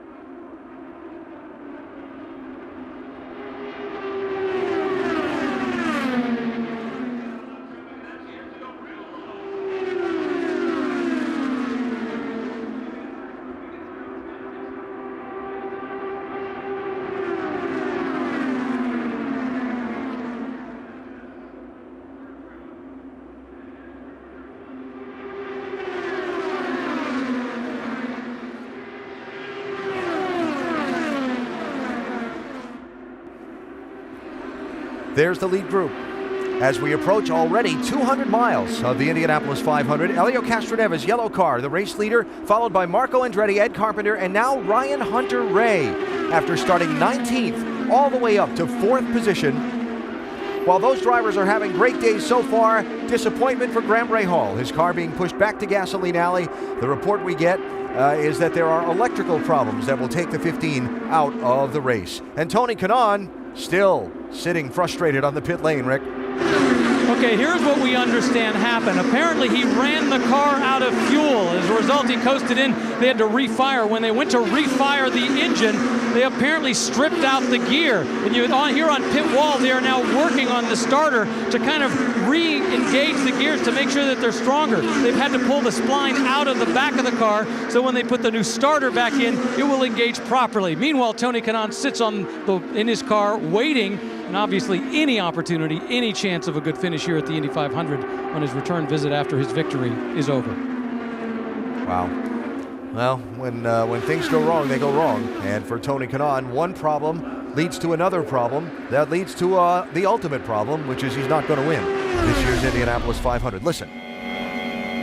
Okay, here we are.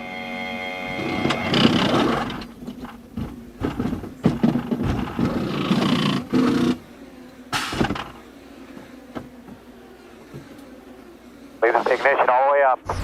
So you hear the car not running when he came to the pit lane, as Rick described, out of fuel, and that problem leading to the problem of trying to restart the car, which leads to the problem of the stripped starter gear, and on and on and on we go. The Indy 500 champion for another 125 laps. Just before his pit stop, while he was leading, Marco Andretti said this. Had a small blister on the right rear that time. Small blister, but everything's okay. Yeah, I'm being more proactive. Okay. Great information from Kyle Moyer, who operates the radio and tells Marco Andretti what's going on and gives him some strategy. And that's probably why we saw Marco very active with the driver's tools inside the car, not to over push the car. And Pippa Mann's going very slow there. That's the one with the pink and white machine. So slow that she's creating a bit of a traffic jam there for all the other cars coming out of the turn. This is a point, Eddie, where you're trying to get to the left-hand side of the racetrack to get into the pit lane, but she's so far off the speed, she can't really go and take that lower lane away from people. She should strongly consider coming into the pits and trying to find the reason why she's so far off the pace, because the drivers behind her will get increasingly frustrated, and they might make a move that they would regret. And if she doesn't come in now with the pace that she's running, I'm sure that race control will look at her speed and tell her she needs to come in, make some changes to the car, get back out. If she can bring the car back up to speed, they'll leave her out. If not, they'll tell her to come back in. So far in this race, we've seen Hunter Ray fight his way all the way to the front without any fuss, very cleanly. We've seen Marco Andretti make some big changes to his car and pick up more downforce. And here goes Ed Carpenter on the outside again into turn one, and easily makes the pass. And you know what we're seeing here is usually people come down, make a move to the inside of turn one and get the pass completed. But Eddie, we've seen today guys are coming out, they're going high, they're going low, they're going wherever they have to complete the pass. Helio Castroneves. Can he make it for Indianapolis 500-mile wins? We know that Graham Rahal will not be the one drinking the milk today. Let's check downstairs. It's been a very frustrating month, to say the least, for Graham Rahal. And let's obviously start off by asking, what put you out of the race? Well, we got some little electrical gremlin. I didn't think the car ran right from the start. It was just slow. And sure enough, the engine keeps shutting off. And so we ran back out a couple times trying to fix it. And we don't see it. There's nowhere in the data that shows it. But the engine just shuts off all the time, so you can't go racing like that. But, you know, it's tough. First race with the National Guard here on Memorial Day weekend. We wanted to make them proud. I mean, we put a lot of pressure on ourselves to succeed today. It's just nothing we can do. I mean, our luck the last 4 years has been brutal, and I don't know what we have to do to turn it around, but this team is made up of champions, and everybody's going to try very hard, very, very hard, and you know, try to improve and make all the National Guards men and women out there proud. But today's just not our day. You know, I don't know what else to say. Graham Rahal, and as he said, a lot of great people on this team. The problem is trying to get the results that match the quality. Graham Rahal, the first driver out of the Indianapolis 500 for 2014. Helio Castroneves, the race leader. We're back to the Brickyard after this from your ABC station.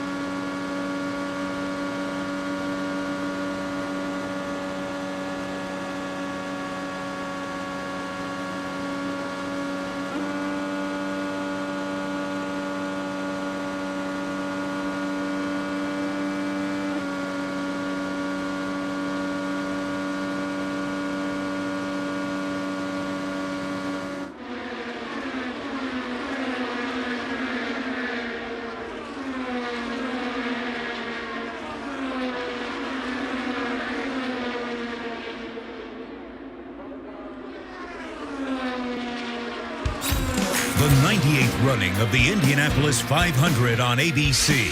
Brought to you by Sunoco, the official fuel of IndyCar.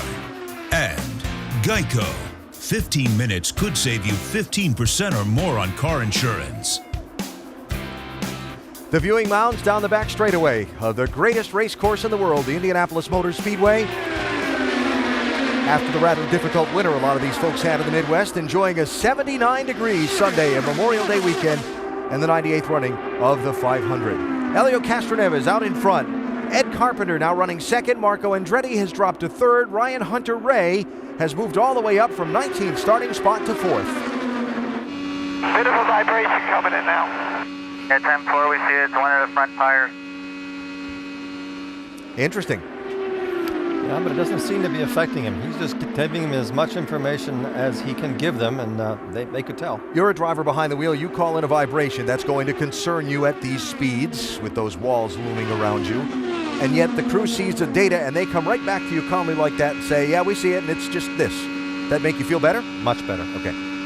Do you believe them? Sometimes. In a race like this, when you have a car that's in fourth place and you came all the way back from the back, you'll believe just about anything they'll say. Yeah. What you're telling 10 more yourself. laps, Rob, 10 more. 10 more laps as you see him changing gears from 50. Start thinking about,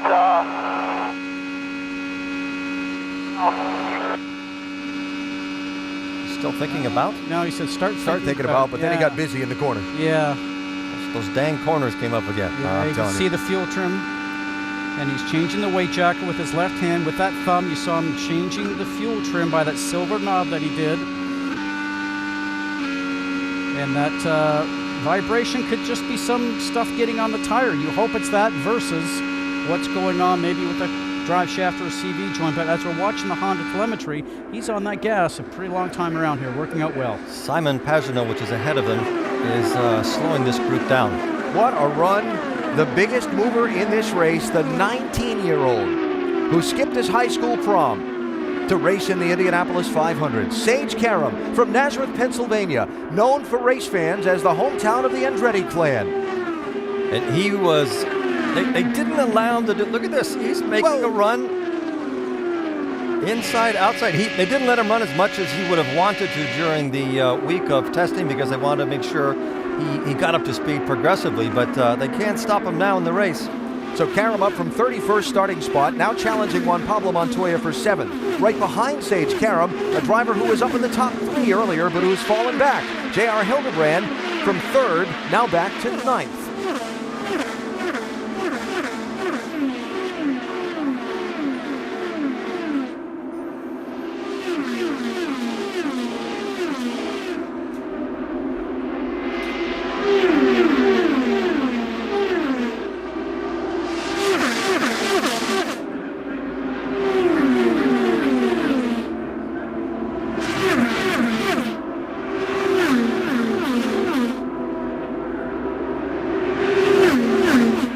And just like that, a lap at 200 miles an hour around the Indianapolis Motor Speedway. It wasn't just a lap, it was a traffic jam at 220 miles an hour.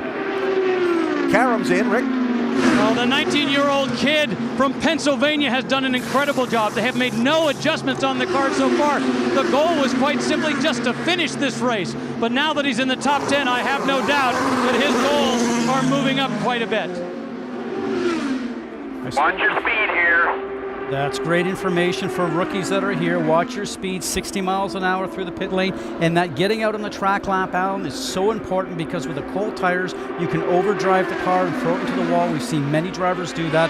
I'm sure spotters will be on the radio telling them just take your time. Now beginning to get to the window where the next round of green stops for the race leaders will happen. I think we've got a little bit of a cat and mouse game going on the racetrack. Or if you prefer more elegant terms, a strategic play on fuel strategy by some of these leaders. When you're out in front, you're breaking more of the wind and using more air. The cars running back in the draft are able to run at less than 100% throttle more easily. They're using less fuel. What's the advantage? The more fuel you have to take, the longer you're sitting still on pit road. The less fuel you have to take, the less you're sitting still on a pit stop on pit road. And the guys that are able to save fuel, the track position might change on a wave of stops. That's exactly right. And right now, all of the teams or strategies are starting to crystallize. Pretty soon, you will not be able to change your strategy unless a yellow pops up. So, hard to believe, but we've been caution-free through this race so far at an average speed of 213 miles an hour. Since records for yellow flags started being kept here at the Speedway in 1976, the longest time to the first yellow flag had been 66 laps. We're now at lap 91. Haven't seen a yellow yet. The 95 winner's in. Jacques Villeneuve, back at the Speedway after 19 years. And I sat with him, talked with him, and caught up with him in the garage just about a week ago. First off, asked him why. He said, racing is my oxygen. I need to do it. He won here in 1995. I had a great battle with him. We all know about the pace car incident. And I asked him, you've been away from here so long. Why? He said, just simply because I have to go racing. As I mentioned, racing is my oxygen. And the other thing that was interesting, he said to me, when I went out there, I went around 180 miles an hour and thought this place was super fast. And then 190, then 200. Took me a long time. In this time, guys. In this time. Back in so long. Pit lane. Helio Castroneves gives up the lead, following the rookie James Davison, who's exiting from his pit stop. Jamie? 60 mile per hour down pit lane. Helio Castroneves has led the most laps today of any other driver, and what's making him a bigger threat, his car not only is good out in clean air, his car is good back in the pack around other cars. Helio said 3 laps ago to Roger Penske, I don't need any changes. The car is that good. Leave it alone. Give me new tires. Fill it up with Sunoco fuel. They took extra time. That's a bit too long. 10.2 for Helio Castroneves. Now we need to see when Carpenter comes in. Who did a lot of following Castroneves in this segment of the race. Mikhail Aleshin in, and there are troubles on the back end of that 7 car. Very impressive, very quick in his rookie season and in his first ever trip here to the Speedway on an oval track. First ever oval track, period. Here's Marco Andretti.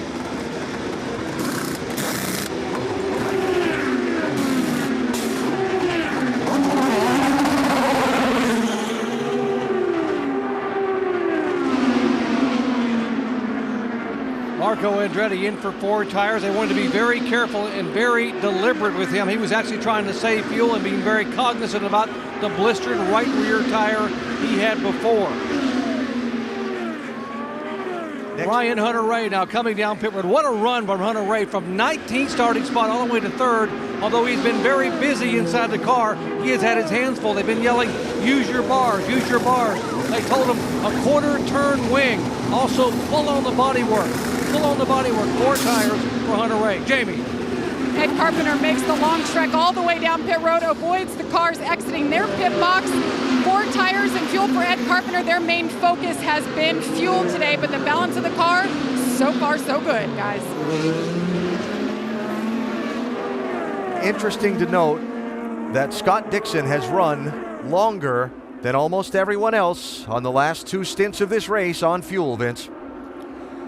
Not only is he running longer on fuel, but he really likes the handling of his race car. Also, they did make a front wing adjustment on that first stop, but no adjustments at all on the second. No front wing adjustment, no rear adjustment. We've heard a lot of teams adding downforce, but Dixon seems like his car is in the right window. And remember, this team won the pit stop competition on Friday, so they've got one of the best over-the-wall crews in the business to help him as well.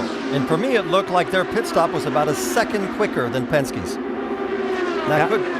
Sorry, Eddie, go ahead. And that could be a function of how much fuel they had to put in his tank. Wrapping around that fuel story, Montoya also running longer on fuel last stint and again on this one. Now, the more laps that we do, the more important that becomes when you get down to that last pit stop, because if you're in the pits less, your position when you get back on the track will be vastly diminished.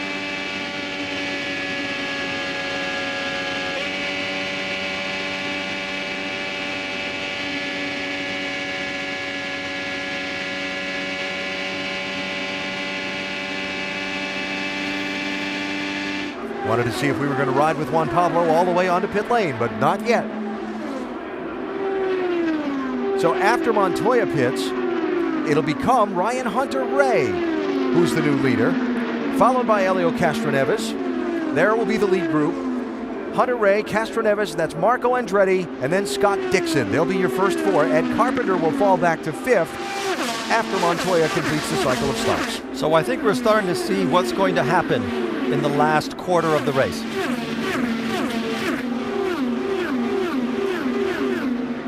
And the leader goes by the pit lane again and still out there stretching that fuel.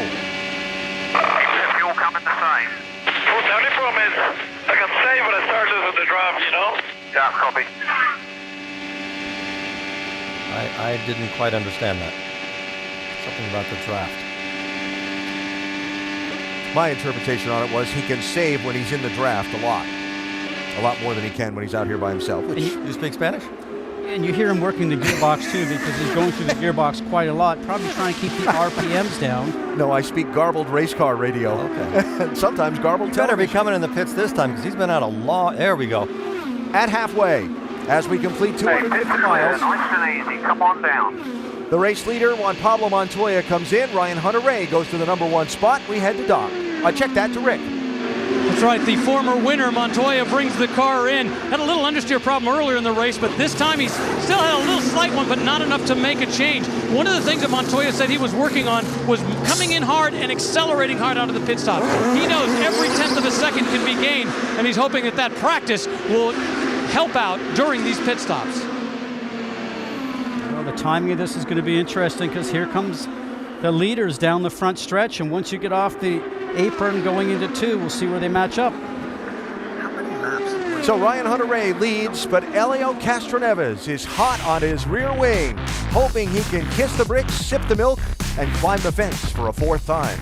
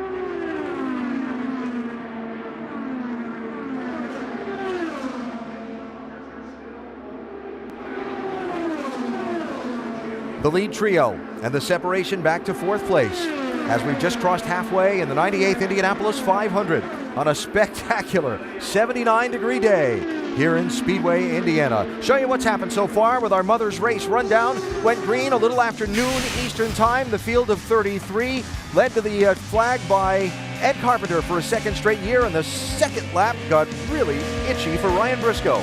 Very lucky he didn't crash. Briscoe continued in the race, but he is not on the lead lap. He's a lap down.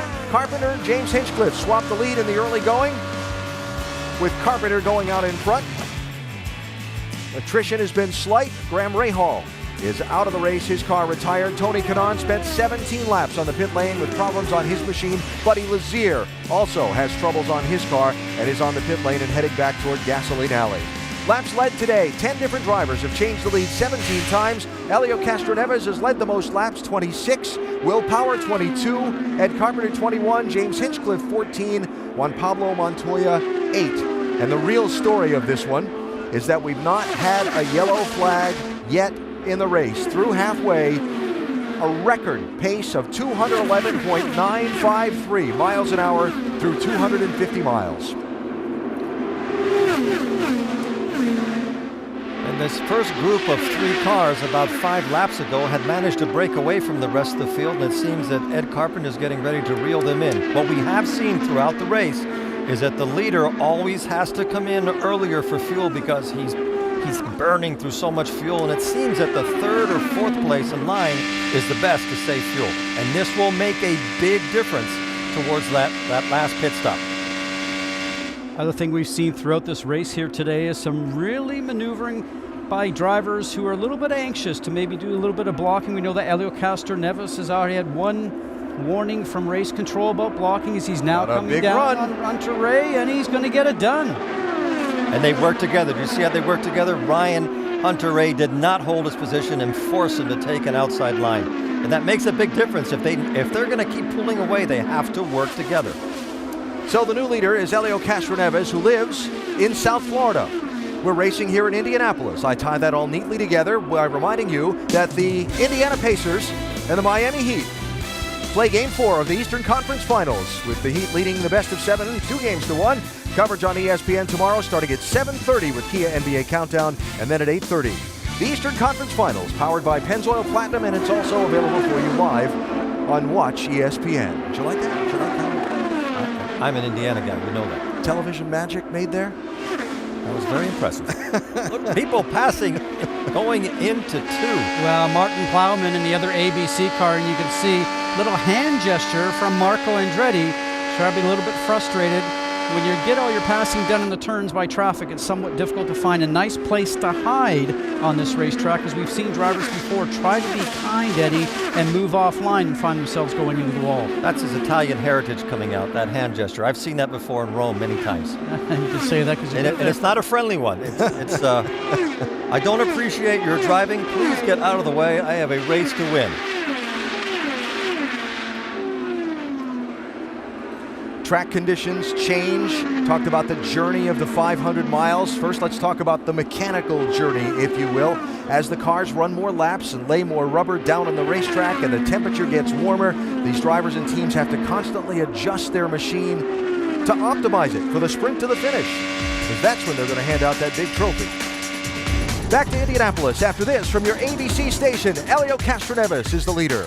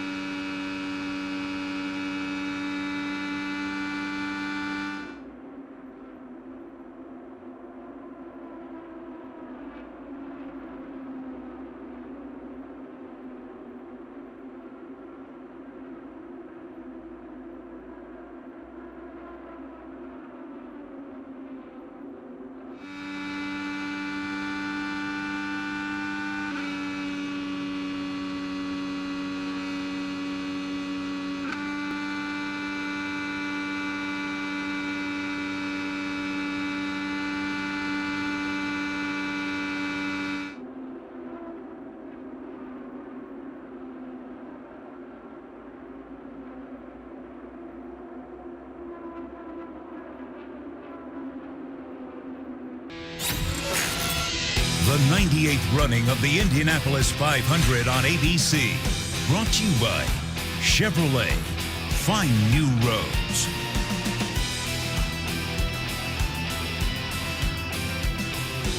A look at the race for the lead in the Indianapolis 500. Helio Castroneves and Ryan Hunter-Reay have put a little gap on third place Marco Andretti as we've run caution-free to this point, nearly 300 miles into this race. Penske leading, Andretti Autosport running second and third. Now, during that break a moment ago, this really interesting moment on the front stretch, riding with Will Power. And that's Plowman going pit lane. Creates all that congestion back there coming out of 4. Scott Dixon and J.R. Hildebrand. I think a spotter didn't tell him that somebody was behind, because that was a lot tighter than you'd want to be. Oh, right by the wall, and the dust comes up because he's so close to the wall. A brave pass by a brave driver. But not something you don't want to try at home. So as we approach that 300-mile mark, let's go up to speed. Get you updated on some of the stories in the field. We start with the race leaders pit and Jamie.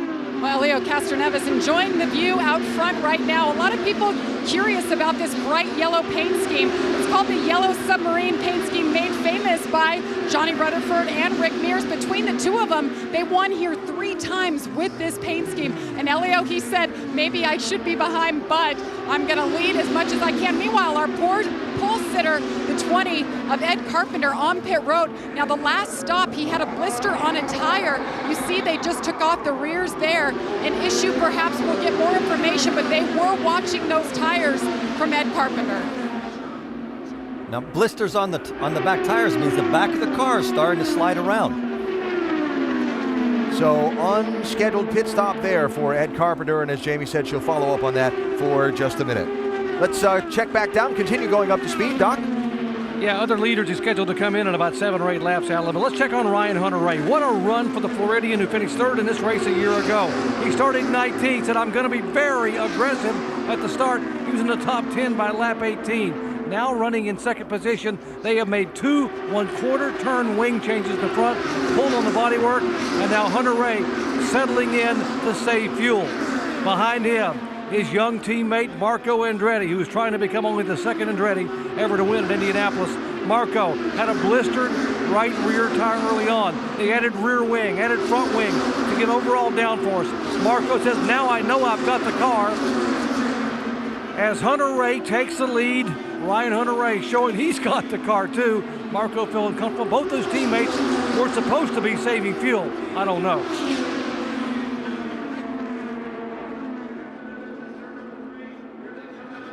Running in 5th is Scott Dixon. Dixon says he knows in the first couple of stints as to whether his car is what he needs. Sure, you're going to tweak it as the race progresses, but having it in the neighborhood from the start is a huge advantage, and that's exactly what the 9 team has hit on today. They did make a front wing adjustment on the first stop, but nothing significant since, so they have tweaked on it. Dixon said, I'd want to just hang around the top 5 and then strike late in the race. He is currently 4th. Well, Juan Pablo Montoya right behind. Remember, this is his return to IndyCars. He came back at the beginning of this season. He said really it took until the Grand Prix of Indy, which was 2 weeks ago, before he finally felt at home in the car. Now, one of his goals was to make sure that he's running in the top 5 when they reach those last 3 laps. At this point, he's right where he needs to be. Alan? All right, Rick, so an update on the top 5. Hunter-Reay really pulled away from Castroneves, who got separated in some traffic, and also, maybe because he led so many laps, is trying to nurse the fuel a little bit to get into a window. So Ed Carpenter saw him pitting early. He's dropped all the way back to 21st place. Jamie, got a follow-up? Well, I mentioned the tires that they were watching for. He felt like he had an issue. Well, you saw him pit there, and the tire off the right rear, you'll take a good look at it as we ride on board here. In the pits, blisters all over it. So the team just took precautionary action here. They took a pound out of the right rear for this run. So they're keeping an eye on those tires, but perhaps that air pressure adjustment will help. All right, Jamie, thanks. And so that was the sign that Ed Carpenter. That's a bad-looking tire. That's not something you want to see. That was the sign they saw that said, whoa. So we've seen 3 cars that have had problems with vibration and a rear tire. So it looks like the track is changing, and very few cars are managing to actually keep the same pace they had before, Scott. It's all about managing the car, managing the tires. We talk about the tools that the driver has inside the cockpit. He can feel when the car starts to slide, either understeer, that means it's pushing in the front, or the back end wants to come around on you. They call that oversteer. Work with the tools inside the cockpit to make sure the car stops doing that. You need a perfect balance on the car so you're not abusing the tires on one end, either in the front or the rear.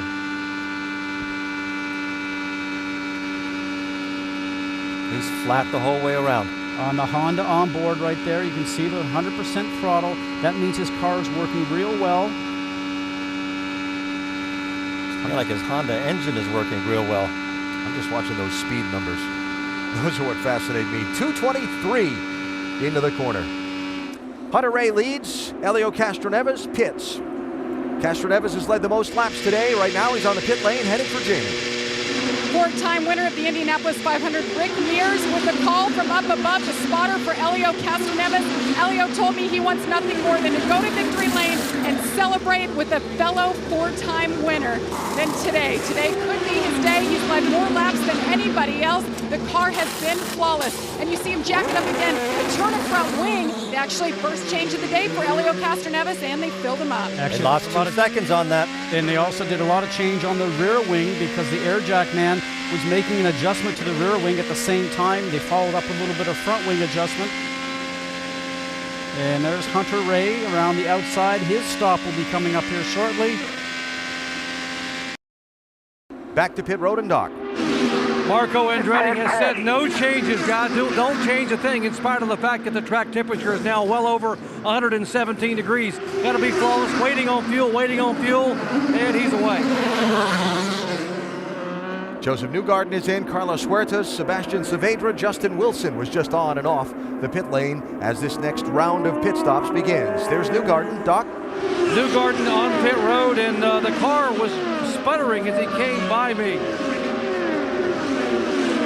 They're going to have to the car. He apparently had run completely out of fuel. The car has not fired. He's sitting there losing valuable time over the green as they have changed tires, and now they have an issue. Here comes the leader in, Ryan Hunter-Ray. They talked about making no changes this time. Thus far, no wing change. They hold him weight on fuel. Got to get it completely full of fuel so they can maximize their fuel mileage. Hunter-Ray away. Circles around his teammate Carlos Munoz, who's on the pit lane. J.R. Hildebrand is on the pit road, and a tire that needs to be claimed by someone is apparently loose on the pit lane. It apparently came from the Munoz car. There's Kurt Busch on and off the pit lane.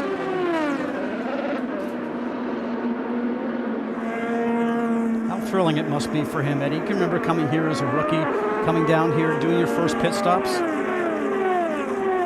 Scott Dixon in, Vince. Scott Dixon is in. They're going to make a front wing adjustment, which will give him a little bit more freedom with the weight jacker that he can control himself within the car. Starting to get to the later stages of the race, and they want to give Dixon more freedom to adjust it with inside the cockpit. Jamie?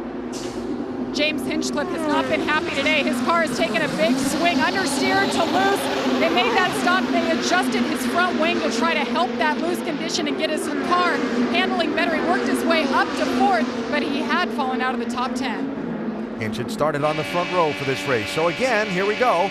As we run through another long green flag stint and a full fuel run, Juan Pablo Montoya running deeper, more laps than anybody else. This is going to play into his favor as the race keeps going. And really, if the race were to stay green all the way to the finish, his last stop is going to be shorter than everybody else's. That's the advantage they're playing for right now.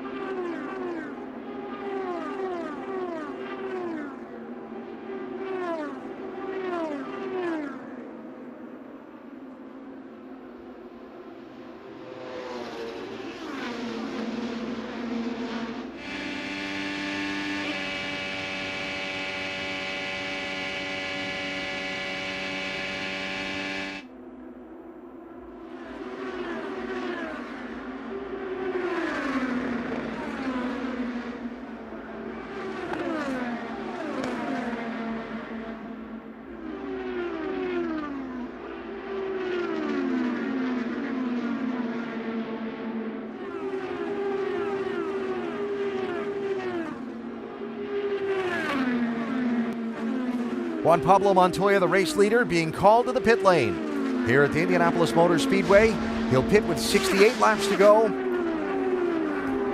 and complete this cycle of pit stops. Montoya has been out there considerably longer than the others in the prior lead group when the cycle began.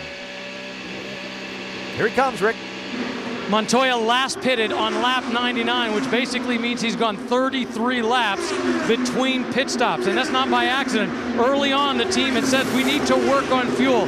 They're making a rear wing adjustment because they said they want just a little bit more wing in this, a little bit more downforce. Right now, it's a clean stop, and remember, he's been working hard to get out of these quickly. It's exactly what he wants to see, but you got to start doing the math. Will it take 1 stop or 1.5 stops to make it to the finish? There you go. That's the whole play right now for Montoya. And usually in races you can say you can bet on a yellow somewhere between now and the end, but since we have had a yellow-free race, maybe all bets are off on that one. So the new leader, Ryan Hunter-Reay, in that yellow car. The 2 yellow cars, Hunter-Reay and Elio Castroneves, running 1 and 2. Updates, Will Power has just served a pass-through penalty for a pit speeding violation on the pit lane. Whoa. Almost lost it under braking. So that got Power a pass-through penalty, and then a warning issued to Carlos Munoz's team for a pit safety violation. You saw the tire, his own, that he hit there, sending that out into the traffic lane. Fortunately for them, it didn't go all the way across. Shows you the risk that the crew members have when they're working on the cars out there in pit lane. New penalty just called out by race control has just changed the complexion of the race. Juan Pablo Montoya, pit speeding. Pass-through penalty. All that work on saving fuel. Well, reset the fuel and they couldn't get the tariff off. What is it, pretty rough bus? I know. Copy. Just a drive-through, Chief. Just keep going all the way through. This is tough because you got to make sure you get back down to the 60-mile-an-hour pit speed limit. Sorry. I couldn't get the tariff and I pressed the freaking button afterwards just to make sure we reset our fuel. And I did see him struggling. The tear-off he's talking about is drivers like to get rid of that tear-off, that visor strip on their helmet that gets dirty as you're coming into pit lane. He just missed pushing the button soon enough to set the pit speed limiter at 60, and they caught him for speeding on the entrance to pit lane. The only thing that will get him back in the game is a yellow at this point. So the race leader is the series champion from a couple of years ago, a 33-year-old from Fort Lauderdale, Florida, Ryan Hunter-Reay, looking to win at Indianapolis.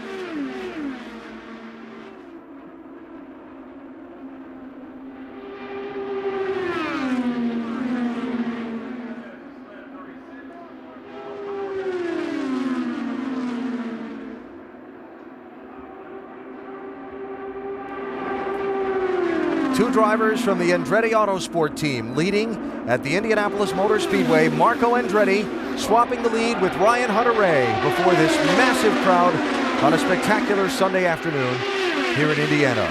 Andretti seeking his first win in a race that has been strange by normal standards here because we've not seen the yellow flag yet. More times than not, we see a yellow flag in the first 15 laps of the race.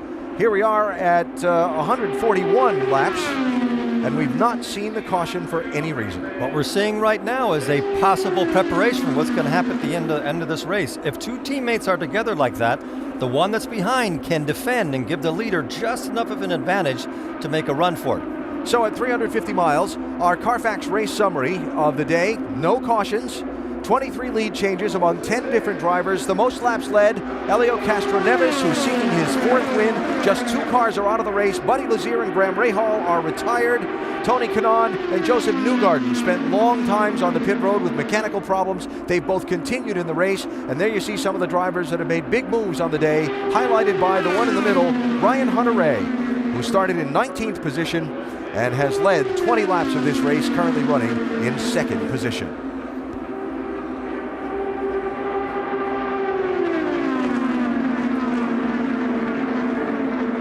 It's sort of a cruel legend here at the Speedway. The famed Hall of Fame public address announcer Tom Carnegie bellowing, and Andretti slows on the backstretch. Mario Andretti, so strong here, but only won the race one time. Michael Andretti, one of the best ever in open wheel racing. So many wins, every place except here at Indianapolis. And Marco Andretti knows the family history here at the Speedway and wants to change it. He's looking really strong today. We've just had so many heartaches there, so many times that we've come up close, really the three of us. And so, you know, this year I don't care if I lead one lap, it just has to be the one that counts. Well, when Mario Andretti won the race in 1969, so many opportunities for this great racing family, but since then, those are some of the things that have happened. More on Marco Andretti from Dr. Jerry Punch. You know, Michael Andretti told me he was 6 years old when his dad Mario went to Victory Lane. That's a long time ago, 45 years to be exact. And Michael told me before the race started, he said, if Marco wins it, said, I'm going to embarrass myself in Victory Lane. I will be crying like a baby because it will be so much emotion. But right now, Michael's car that he's engineering, Ryan Hunter-Reay, is trying to beat his son, Marco. In fact, he just told Ryan Hunter-Reay a moment ago, we're going to have to battle the 25 for the win, so we got to save fuel. Let's go to map 3 on fuel right now. The tactical game, how to spend the least amount of time on pit road on that final stop and yet maintain a shot at running to the win. And more important this race than any, because usually yellows give you an opportunity to bunch the field back up, have an opportunity to have the service on your car, and then when you come out behind the pace car, everybody is bunched together. But if this race goes green all the way, it's going to become more important. Ed Carpenter in. Remember, he had to pit shy of the other leaders. We're going to give you a half a turn of front wing. Earlier, and here he is again, Jamie. And you hear the adjustment there. Of course, we showed his right rear tire was severely blistered after that last stint. So they took 1 pound out of the right rear. They'll take a good look at it this time and see how it's looking. He said he has quite a bit of understeer. They're going to adjust for that. They'll put 4 fresh tires on here for Ed Carpenter, who is maintaining a top 5 run there. They'll see if they'll have enough to the end. So Carpenter and everyone else going to have to make at least one more stop to make the distance. The trick is his will have to be longer. He'll need more fuel if we stay under the green flag. 54 laps to go. We're back after this from your ABC station.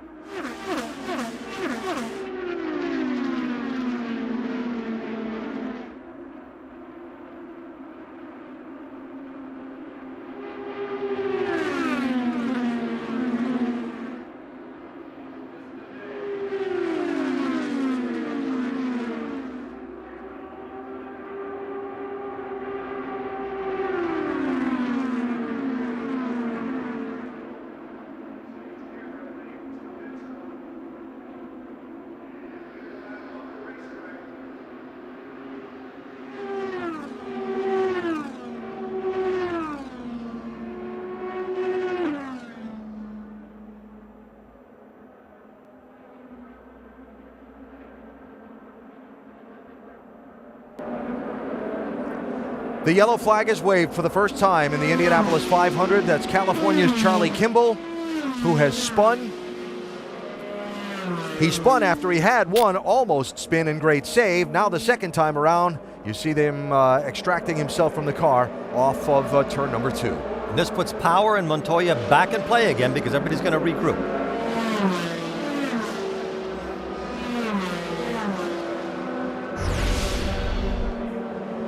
Top of the screen, you'll see the car come into play. He's just a little high on the line, goes around, gets so lucky because it doesn't really slap the wall too hard. Lucky again that nobody hits him. That's coming out of turn 2. And now he tries to straighten the car. He lets his foot off the brake a little bit to get control. The momentum brings the back end around still. Been through that many times. You're just sort of riding along as a passenger. Not a whole lot you can do. He was very lucky because in the break he had another moment just like that turning into 3.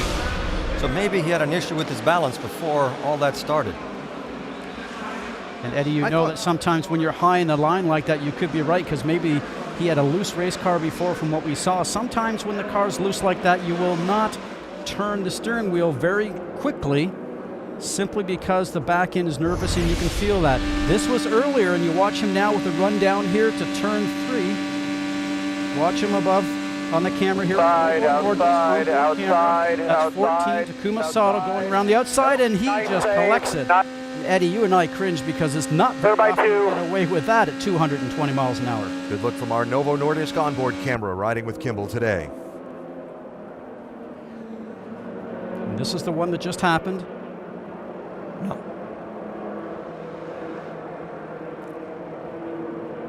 We're going to go on board now, so let's just ride along and listen.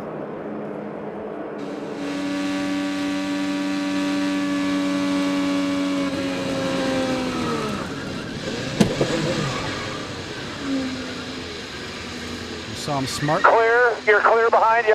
Clear. Smartly take his hands off the wheel when he went to hit the wall. That's just to avoid some hand and wrist injuries. That's no fun. Safety crew fired up the 83, put the steering wheel back on, and he has driven back around to the pit lane. So Marco Andretti leads. Ryan Hunter-Reay runs second. I don't know, man. Cars, I've got an advantage right now that I'm not going to say on the radio, but I'm not sure if me being there is being allowed by the downforce or if the car is just that good. Yeah, 10-4. That makes it tough, doesn't it? Now, he's talking about the advantage he has on his teammate, Marco. He's not talking about the advantage of the guy he has behind. Yeah, and we're looking at confident guys. Right, and who's he talking to on the radio? The father of the guy who's in the car in front. In front, yes. Who happens to be an Andretti. And the last time they won, I think they put a man on the moon or something like that. So even I saw that. So that's the thought of the driver sitting second. How about the thought of the 2008 winner, Scott Dixon, who sits in fourth? You need more downforce to get up, or we can take some out? I think we're going to have to take some out to be racy, Matt. We copy that. So what he's saying is he's just not fast enough. Update on Dixon from Vince.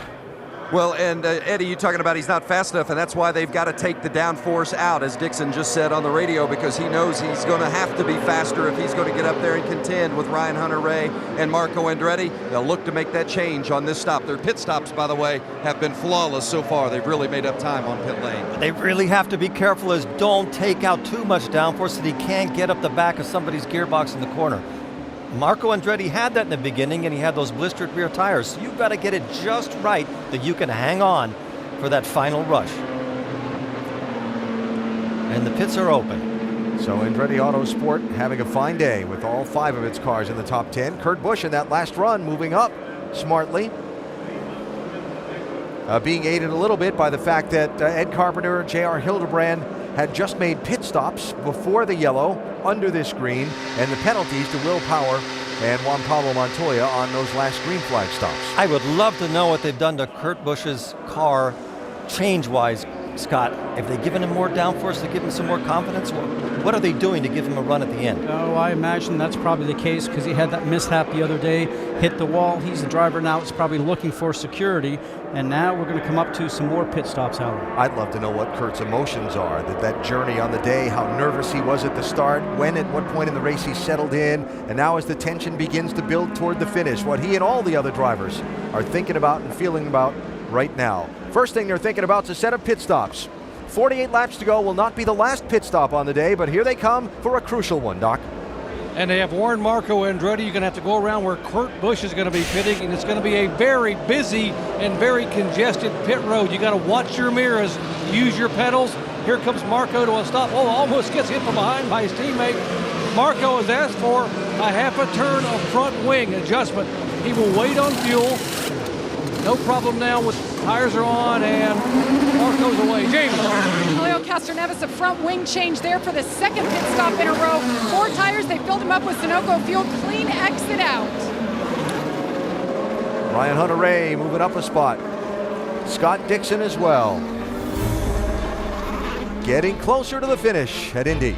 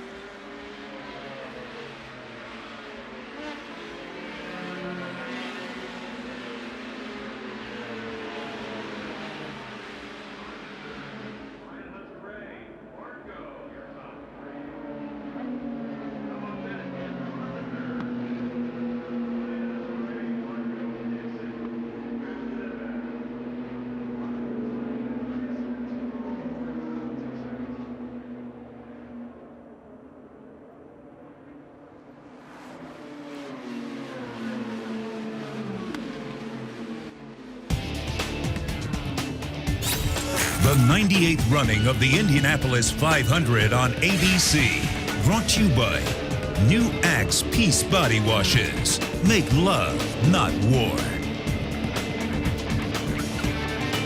45 laps to go today at Indianapolis. Next weekend, the Verizon IndyCar Series moves to Belle Isle, and the 2-mile, 14-turn road course there in the waters between mainland Detroit and Canada. Should be a spectacular race. The doubleheader, both here on ABC next Saturday and Sunday, both at 3:30 Eastern Time. Downstairs, Dr. Jerry Punch. We're with Michael Andretti, and Michael been talking to his driver, Ryan Hunter-Reay, about what's happening strategy-wise. Now he's talking to Ryan Hunter-Reay one more. Michael, I heard you tell your driver, Ryan Hunter-Reay, looks like we may be racing the 25 for the win. How difficult is that for you? I don't know. I mean, it's now with this yellow, actually, I think it made it about a 3 or 4 or 5 car race now because you got Dixon and Elio in there. But, you know, it's going to be quite interesting. Hunter Ray said he knows he has an advantage over the 25. You dare to share that with us? No, I actually didn't hear him say that he had an advantage over the 25, but he just said he thought he had a good car. All right, Michael Andretti, that's got to be tough. He's a strategist here, and he's a dad of the guy he's trying to beat. And he's the team owner, and either way, it's his 2 cars racing for the win at Indianapolis. That's pretty good. And he's a great team owner. To have that many cars up at the front and to be ahead of Ganassi and Penske, that's quite a good day's work. Charlie Kimball's car is being taken back to Gasoline Alley. The only caution of the race thus far. Wrapping up here, the yellow bringing a couple of other people back into play. That's Ed Carpenter, who's the leader. Remember, he was off sequence on pit stops because of the blistered tire earlier. Stayed out under the yellow, had just pitted under the green. Now he's out in front. And everybody's going to have to pit at least one more time if they can get 10 laps in.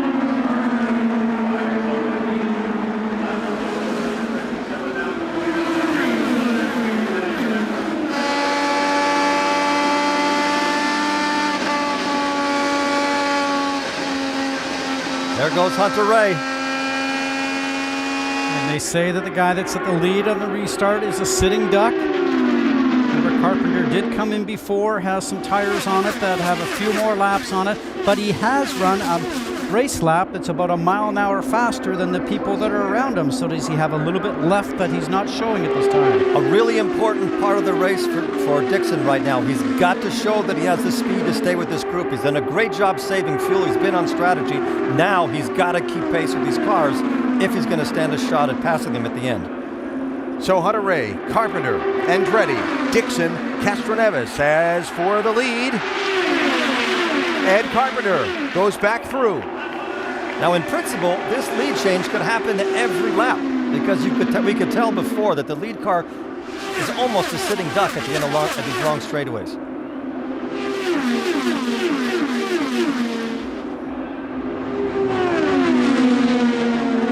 Keeping an eye on that 4th place car, Dixon. Remember the report on the pit stop? They were going to take some downforce out of the car because he needed the speed to keep up with these front 3. Can he keep up and manage to keep the car underneath him? Taking downforce out of a car, and here he goes again. Hunter Ray back to the front. This leapfrogging can happen every lap from here to the end of the race. And it's fun. As drivers, we love it. So Ed Carpenter running second. Let's get an update on his car, Jamie. Well, Ed Carpenter last pitted on lap 145. They took a look at the tires. All looked great for him. He asked the team, how are we looking on our downforce? They said, we look good. Let's take a big picture look at this and see how we sit second and how we can lead here. But so far, Ed Carpenter very happy with his car as you see him leapfrogging back and forth with Ryan Hunter-Reay. Oh, we're looking again, and we're going to get it done again into one.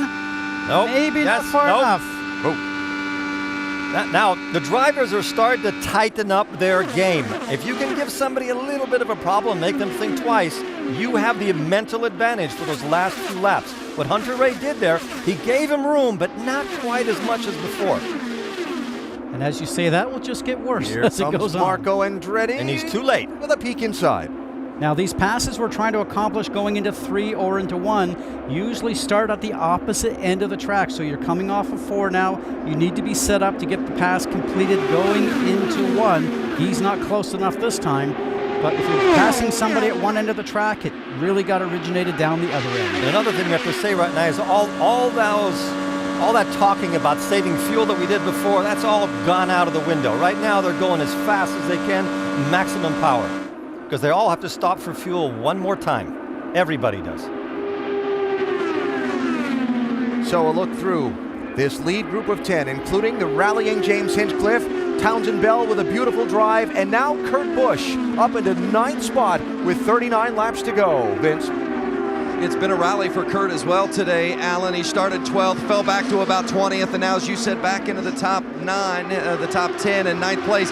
They have added downforce to his car on a couple of different occasions. As you see the lead change and Carpenter go to the front, Eddie and Scott wondered about how Busch's car has been handled throughout the course of the day. They have added some downforce, but nothing major. Kurt's been very calm on the radio. He's handled it like he's a veteran, not like it's his first time at the Indianapolis 500. And he's right at the end of that leading group. To be in 9th place for a NASCAR driver, having done just one race, is a great accomplishment.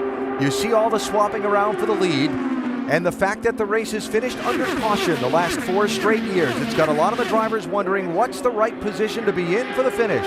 As Hunter-Reay goes back to the #1 spot, we'll begin to dive into what they're thinking, where to position themselves, and get ready for what's no doubt going to be an exciting run to the checkered flag. That's all coming up from the Indianapolis Motor Speedway, where sculptor Will Behrens is going to do some more work in a little while.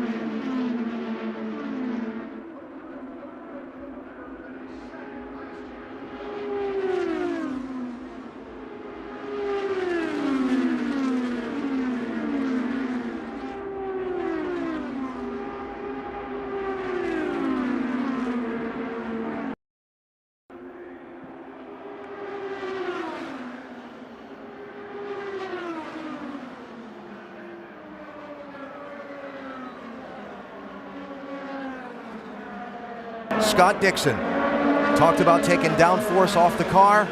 Would it be unmanageable? There's the answer. The former winner into the wall hard. It is such a fine line between having enough downforce and taking it all out for that final run. And I don't know what happened, but I would say it's a good bet that it was just not enough grip to hang in there. Probably over the edge and almost undrivable. So now this changes everything for Ed Carpenter.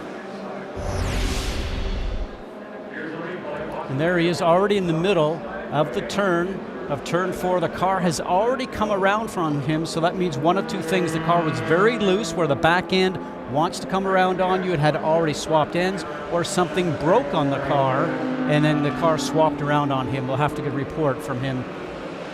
He was sideways very, very early on. And nobody seemed to have hit any of those big pieces of debris, which is great. That's a very strange spin. In what way? It just way so early. Normally that doesn't happen. He started spinning as he turned into turn 4. On board Helio Castroneves, who was right behind Dixon. See, just the car starts to come around on him right mid-turn. Yellow, yellow, yellow. He just got really light in the back.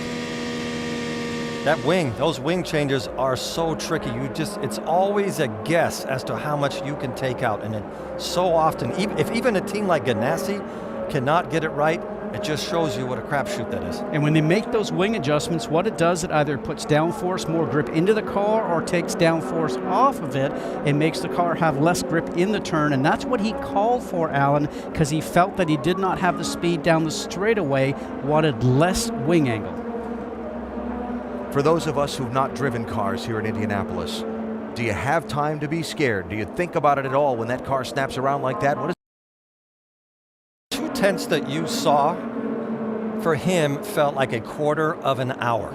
You feel it loose, you feel it go sideways. You know you have a long way to go, and you just sit there waiting for that bang. And he had a good bang because he went in backwards. The worst ones are the ones where you go in at a 90-degree angle. And let's not forget that safer wall that absorbed a lot of that information, a lot of that energy. And these cars are so great inside the cockpit because everybody has actually built the seats to specific. As we see, as we understand, Joseph Newgarden's car over there in the grass area. Pit lane is open. The leaders are in.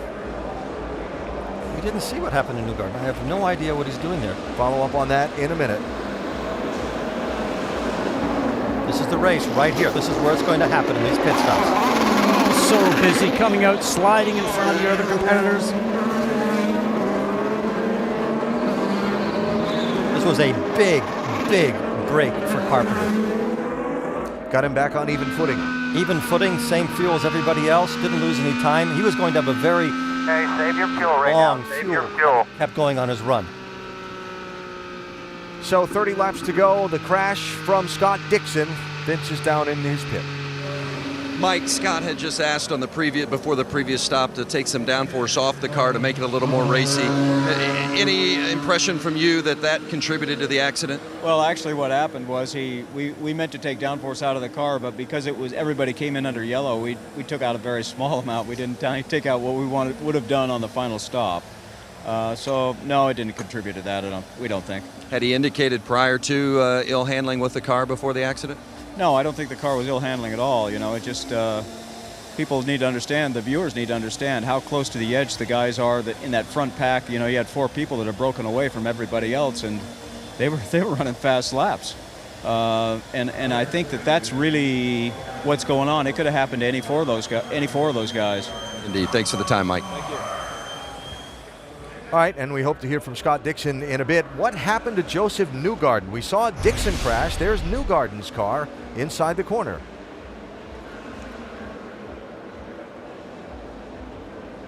Now Joseph Newgarden seems to be coming out in a normal line, and that looks like Martin Plowman's not slowing down for the accident and gets into the back of Joseph Newgarden. Caution is out. Pit stop's made. 29 laps to go. The former winner is done for the day.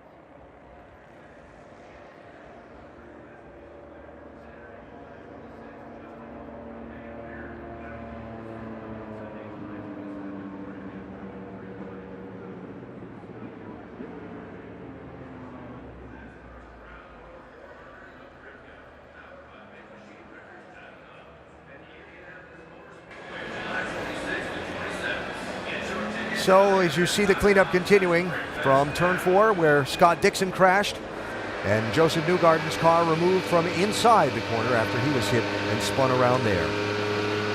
Ryan Hunter-Reay from Fort Lauderdale in contention to try and score the win today at Indianapolis.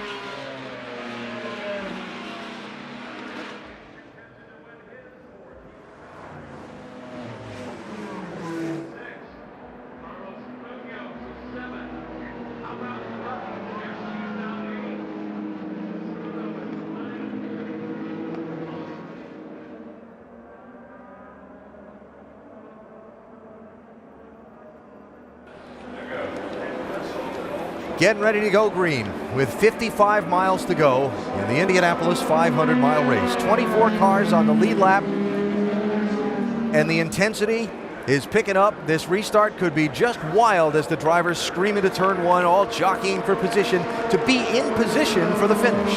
But they can't give up anything right now. You cannot give up one corner. You can't give up anything. You have to go as if it's the last lap. This is going to be a wild end of the 500. Ryan Hunter-Reay from Florida, Ed Carpenter from Indiana, Townsend Bell from California, 1, 2, and 3, coming back up to speed.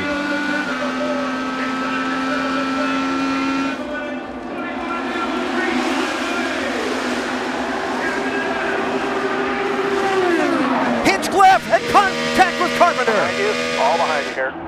Yellow's out. You could tell 3 wide going into 1 was not going to work. 3 wide around here in an IndyCar does not work ever. I'm sorry. Nah, I saw it. It was busy down there. I suspect they'll have words with each other. It's 3 wide, look like. Yeah. 3 wide, Townsend Bell, speed, that is you. And Hinchcliffe just came from that concussion he had in the inaugural Grand Prix. I don't think anybody's really to blame in that. You have to go for these restarts, and we could see that every time we restart from here to the end of the race.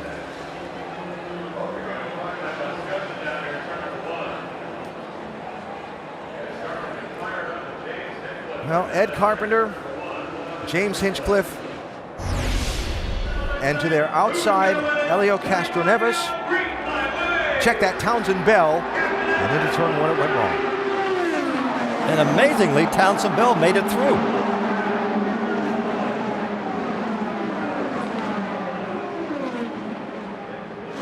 This is when the spotters will be telling him somebody's high, somebody's low. Outside, outside, inside, out. Hang on, bud, hang on.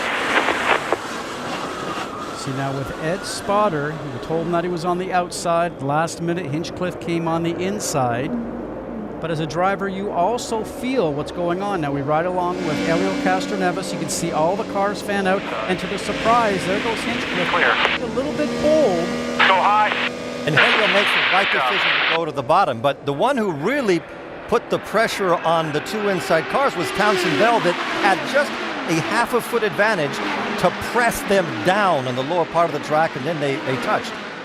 And on the onboard look we had from Castroneves' car, I believe it was, we actually saw Townsend Bell and Carpenter make the slightest bit of contact before Carpenter and Hinchcliffe bounced off each other. And that forced Carpenter down just enough to connect with Hinchcliffe. And in one fell swoop, Townsend Bell, how do you say this? Removed two competitors that were behind him. It was a great move.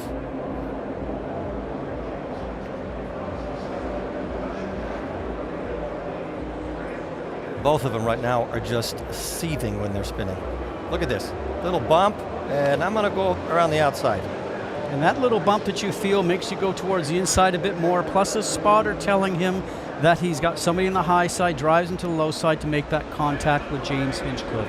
Jamie, you have more? Well, Eddie, your assessment was very nice, shall we say, compared to Ed Carpenter's radio. Ed said, who was that?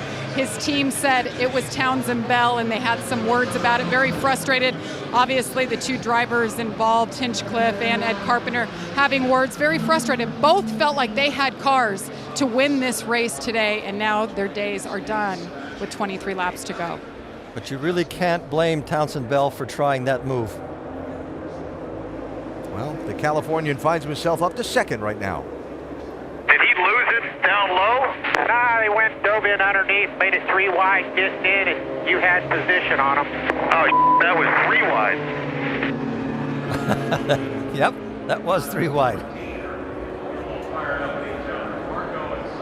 It's a good move. No caution flags through 149 laps today. And now a little rash of yellow fever has broken out. The intensity picking up as we get closer to the 500-mile mark at Indianapolis. We're back to the Brickyard after this from your ABC station.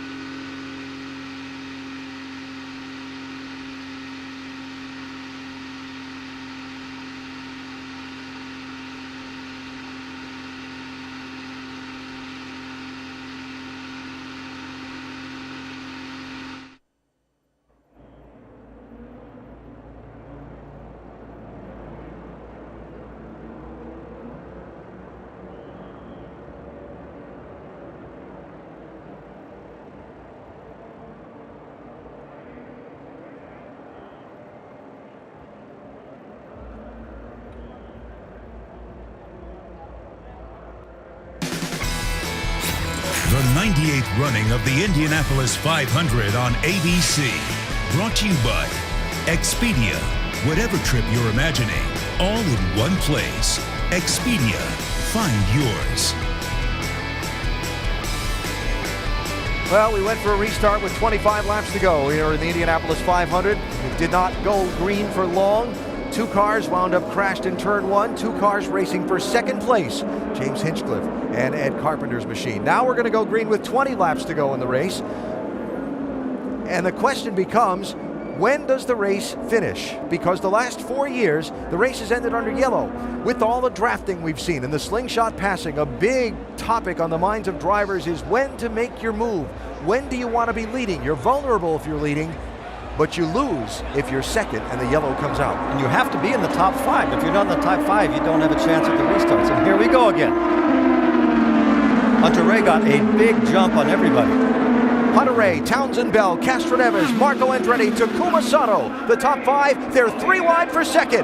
Castroneves in the middle, Bell low, Andretti outside.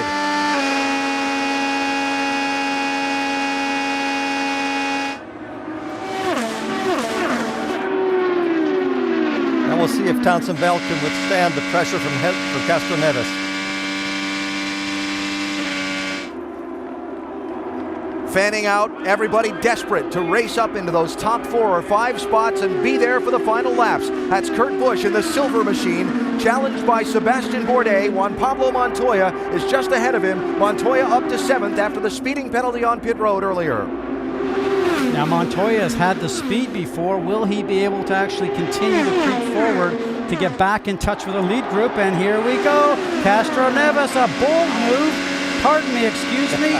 Townsend Bell, I need to come through. Yeah, but I don't see Townsend Bell just laying down and said, go ahead, I'm going to help you win your 4th Indy 500. He's going to attack him again, turning into, maybe not into 3, but he's going to, he's got his own problems with Munoz. Townsend Bell, that was in a block as Munoz went to go to the low side. He looked in his mirror and pushed him down. Now he's on the high side. Munoz, who was qualified 2nd last year, finished 2nd, brave. Now with all this, and Andretti is leading the Indy 500 with only 18 laps to go. Spectacular day for Andretti Autosport. They have cars running 1st, 2nd, 4th, and 7th in this field. And we've learned in the past that Munoz is not somebody that'll just lay back and wait for the race to come to him. He attacks it, and he has enough laps right now to get up front. And here goes Hunter Ray. He's back in the lead. Yep, that started back in turn 2. Remember, we have enough fuel on board to make it right to the end right now. There's no conserving fuel. Your fuel trim knob's going to be at race. Can he put a gap? Any gap on 2nd place? Probably not.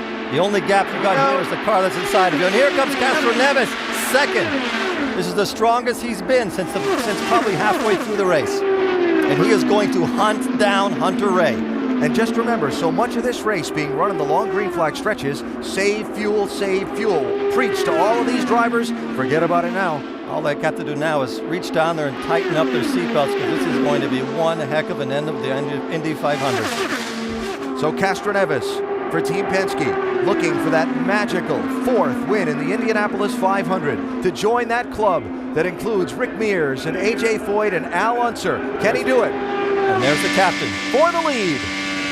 But it is early. We still have 16 laps to go. You think the captain's a little bit excited? 15 times a winner of the Indianapolis 500, Roger Penske. His driver's out in front. So were the fans. You could hear it from inside the booth there when he took the lead. He would be the 4th driver to have won the Indy 500 4 times. And Penske would have 2 drivers in that group. But this race is far from over. Here comes Hunter Ray. Big run. That's not blocking. What he did there, now he's forcing Hunter Ray to high, and Hunter Ray goes past him on the outside. Hunter Ray has got a great car. Castroneves has got to be careful because Andretti's got a run on him, and he could make a run at it, turning into 3. I suspect for Elio to take that low line out of 3 and 4, he probably had a problem with the car, had to get off the gas, knew he had to defend going down the front stretch, hoped he could have got to turn 1 still in the lead. It did not work out. Marco right now is Hunter Ray's best buddy. He has to attack Castroneves as much as he can. If he forces Castroneves to look in his rearview mirrors, that will give Hunter Ray just enough breathing room. I talked with Marco Andretti here during Media Day on Thursday. He told me about a recurring nightmare that he's had all week long with that scenario we just talked about, the drafting, the caution ending the race early. He said, I don't know where to be, and I keep having this nightmare over and over and over again that I've got a car that can win the race I want to win more than any other, and I'm in the wrong place at the wrong time at the finish. That nightmare might end, and the Andretti nightmare of not winning Indy might win. And they're approaching traffic, which will be complicated for the first 5. Oh, talk about a nightmare for Martin Plowman. He knows the position he's in. He looks in the mirror. The spotters who are up on the stands that communicate with the drivers tell him the leaders are coming up behind you, so he's got to find a place to get out of the way. But it's not just one, it's a group of 9. Smartly goes to the low side. And Kurt Busch is in 7th place, right behind Montoya. Oh, he gets out of the way. Very good move. All this pressure that Andretti is putting on Castroneves is giving Hunter Ray just enough room that he doesn't have to defend. Top Here comes the run. Can he make it on the outside? No! Wow. Now he's got to regroup. He can do that move because the guy behind him was far enough back that he knew he could chance that and still not get past. Now he's got to get caught back up if he can get the draft off of Elio, who's just up ahead. And now Munoz, the young Colombian, 22-year-old from Bogota, now living in Miami, begins to lurk, running in 4th. Young driver who last year came to the Speedway for the very first time in an IndyCar, qualified 2nd, finished 2nd, making moves that veterans like Misters Cheever and Goodyear in the last laps were left wondering how he got away with. The beauty of being young and brave. You know what I see? I see Ryan Hunter-Reay going down the straight, Castroneves being able to catch up a little bit, but going through the turns, Hunter-Reay's car just gets through there much easier than Castroneves's does. It looks like it's easier for him to maintain that speed. Andretti has 3 cars in the top 4. And while you watch that scoring crawl, look at number 8 there, Ryan Briscoe. Remember, had the problem in the first laps and got a lap down. He's come all the way back into the top 10. What a drive. So Elio has to get this time correctly if he wants to lead now, or is he trying to understand and size up where he can make the pass? It looks like his car is better in turns 3 and 4. Ryan Hunter-Reay's is better in 1 and 2. Caution, crash. There was debris in turn 2, now a crash. That's Townsend Bell.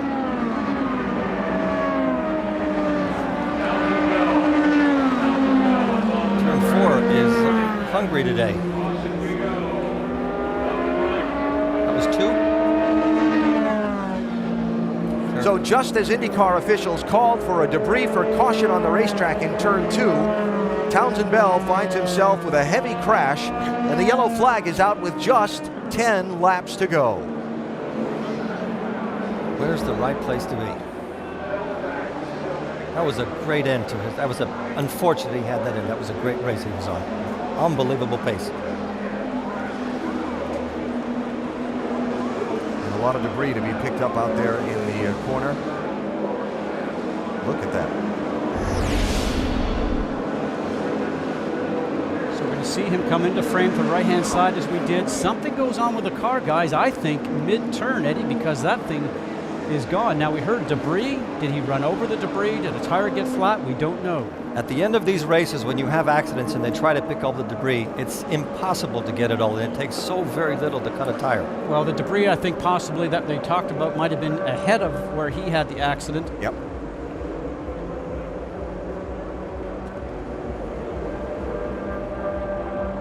Red flag. They're going to stop the race because there's so much debris to clean up in turn 2, and they want to give these fans a shot at seeing as much of a green flag shootout to the finish as they can. Look at all that debris they've got to pick up. Because they could not have cleaned it up in 9 laps. I think that's a great decision.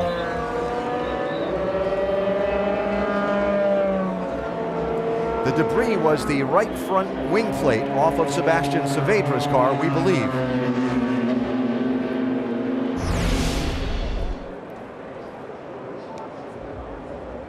Watch those two. Oh, Savager just gets the left rear tire of Jacques Villeneuve's Dollar General car as they're coming out of the turn, and that's the debris that we were going to go yellow for.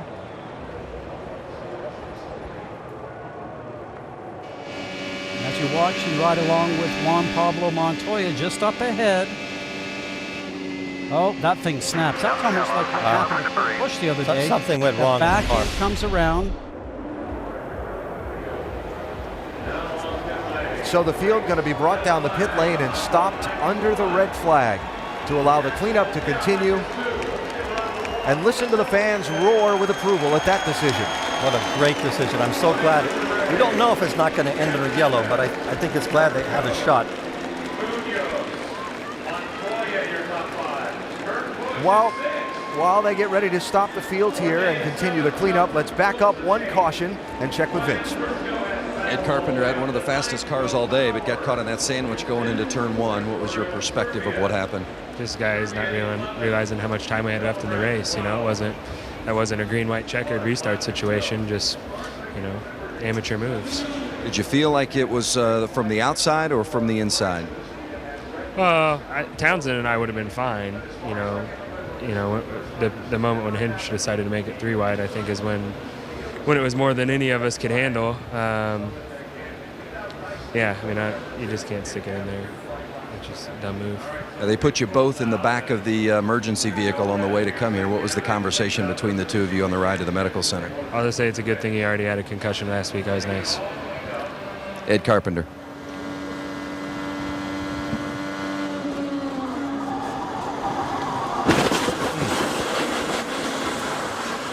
The bitter disappointment for Ed Carpenter, who thought he had a chance to win the race. He wants to win more than any other. He did have a chance. He had a very big chance. Down to pit lane and Jamie. Well, nobody knows more about broken hearts and immortality and winning than Roger Penske. Roger, I've been listening to you on the radio and the excitement level every time Helio Castroneves makes a pass. He's sitting second now, less than 10 to go. What position do you want him to be in on that final lap? Well, it looks like Hunter Ray's got some real good speed, and of course they're weaving on the straightaway, so we got to be careful to try to get down on the inside. But this restart's going to make a huge difference because everybody will be slower, so I think you're going to see some real action here. But Helio's certainly in a good spot. He's driven a great race, and we'll just see what happens. Have you already given any thought to being another 4-time winner? Oh, listen, I just think this young guy has done such a job driving for us. Every year he's won these 3 races, and then, of course, you know, today racing the way he has, it's been tough out there. As you can see, some great cars got taken out. But from my perspective, he's in the right spot to do what he's got to do, and he'll earn his money today, I'm sure. Helio Castroneves, of course, going for his 4th win here at Indianapolis. Doc? And Michael Andretti trying to win for the 3rd time here as a car owner. And Michael, first of all, does Ryan Hunter-Reay have what he needs right now in these final laps to hold off Helio and Marco? We'll find out. You know, last year we got burned on the yellow. I hope we didn't get burned this time. Why didn't he throw the red last year too? So it's a little disappointing because, I think they probably wouldn't have finished and we would have won the race. So it's going to be interesting now. So we have to just see. I know it's great for the fans, so that's the main thing. So hopefully we get a good restart and we can hold Helio, and be nice to get Marco in there. And we'll just have to wait and see. All right, Michael Andretti, his car set 1st and 3rd, and I think a lot of confidence here that Ryan Hunter-Reay has what he needs to be able to get the Indy 500 victory.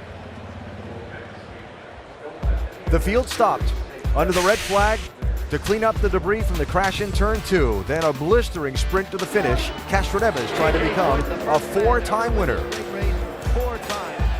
Joining A.J. Foyt, Al Unser Sr., and his spotter in turn 3 for today's race, Rick Mears, also a 4-time winner here at Indianapolis. Can Castroneves overtake Hunter-Reay and climb the fence again? A 4-time winner of the 500.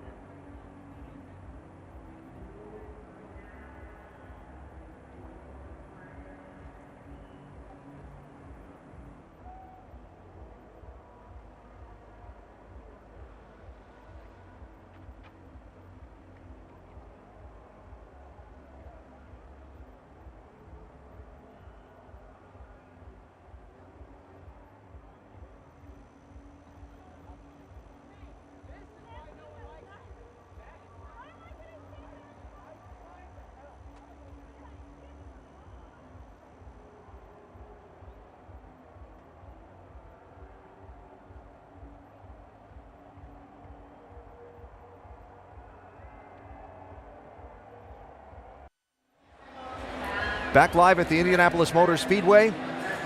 Repairs being made to the safer barrier, the steel and foam energy reduction system that is on the inside of the concrete retaining walls around the speedway.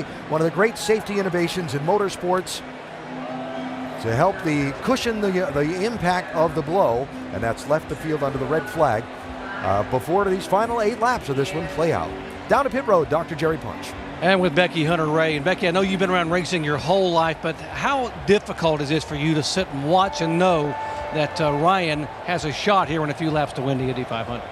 It's amazing. He was so close last year, and to be up there again this year is just a testament to the driver that he is. Becky Hunter-Ray, she knows it could happen, gosh, and she hopes it will. Vince? With James Hinchcliffe was involved in that accident with Ed Carpenter. Ed pointed the finger at you. How did you see it as you entered one? I mean, I was the last guy on the scene, so I guess that's pretty fair. From where I was, could have been the last restart. It's the last stint for sure. And, you got to go for it. And Ed pulled out. There's a car width there, and I went for it. And Ed gave me the room initially. I honestly don't think Townsend knew we were 3 wide because, again, I haven't seen the replay yet, but from what I saw, Townsend came down into Ed, who came down into me. But like I said, I was the last guy there, so I got to take a portion of the blame for sure. And I feel bad for Ed. I honestly didn't think Townsend could. I knew he had popped out. I honestly didn't think he was going to try and hold the outside because you can't do that here. For as high as Ed was entering, I knew that Townsend would have been way up in the gray. I thought he was just going to lift and it was going to be Ed and I in the corner. But, obviously that's not how it played out. Townsend kept his foot in it and turned into Ed and hit me. Partly my fault, maybe partly Townsend's fault, 100% not Ed's fault, and I feel really bad for him. He had a great month and was doing a great job. And I'm gutted for the guys because, we weren't great in that sort of middle part of the race, and we fought back, got the car where it needed to be, and feel bad for the Andretti Autosport guys. Thanks, Hinch. AB? 2 minutes till they fire the engines. 2 laps, then they restart the race.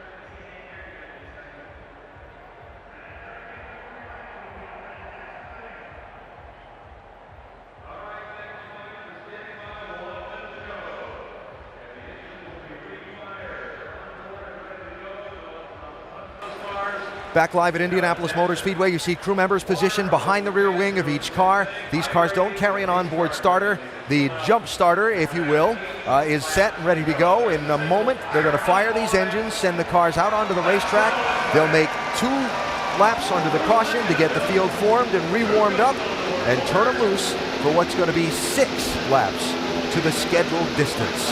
No work was able to be done on the car, so the drivers are going back out with exactly what they were with on the racetrack when they were out there competing before. So no modifications to the car. I can assure you that the driver conversation with the crew when they were sitting there waiting for the repairs to be done to the safer barrier was, who's around me, what kind of speeds are they capable of, and we're going to find out here in the shootout to the end very shortly who is going to win the Indy 500. I think you have to be in the top 5 to have a realistic shot at this. But you don't have to have an accident to get past here. Every time somebody has made a run on another car and they haven't made it, they took their foot off, they'd lose 100 yards. So as the field goes out, remember again, 2 laps behind the pace car, then they're going to turn them loose and see who wins the Indianapolis 500. Jamie? Adriana Hanau is the girlfriend of Elio Castroneves. You've been back in the bus, and then all of a sudden you made your way out here. What is this moment like? No, I'm telling you, I'm going to throw up. I'm ready to throw up. I was telling him, it's like, yeah, don't worry, I'll hold your hair. Like, this is nerve-wracking. He said he has so much responsibility. You know what this would mean to win a Ford. Let's go over to Doc. Marco told me you two had this ongoing debate about where he needs to be in the final laps at Indy. He says he needs to be 2nd, 3rd, or 4th and use the draft. He says you're adamant that he needs to take the lead as soon as possible. What do you say right now? Where does he need to go? I'll say take the lead as soon as possible, if you can, obviously. But he knows what he's doing, and, he'll give it his all, and he'll take everything out of the car, whatever the car can give him. So we'll just keep our fingers crossed. The patriarch of the Andretti family, Mario Andretti. Marco said that Mario chastised him for not being more aggressive on the final restart a year ago. That's why you finished 4th, he said. You can't win it back there. As soon as they wave the green flag, you've got to be the leader. We'll see if Marco listens now in a moment. 1 lap to go. The signal from the starter's stand. We'll go racing with 6 laps to go. Will the race go all the way to the scheduled distance under green, or will it end short of that? As in the last few years, and with all the drafting and slingshotting, where do you want to be in the last laps? Ryan Hunter-Reay. Ultimately, if the race is going to go green to the end, you're going to want to pass on that last lap. Probably going into turn 3. Maybe coming out of turn 4. Could be that exciting. Could be that close. But you're leading the race right now. I think Hunter-Reay's in the right place, because all those cars that are behind him are going to try to pass, and there could very easily be another yellow. Look at the running order across the top of the screen as we get ready to go. 21 cars on the lead lap.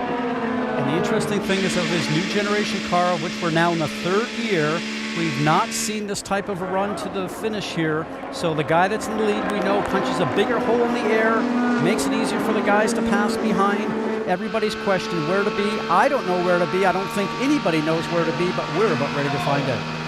Estimated better than 200,000 here. They're all standing up. Here they come for the restart to see who wins the Indianapolis 500. Green flag.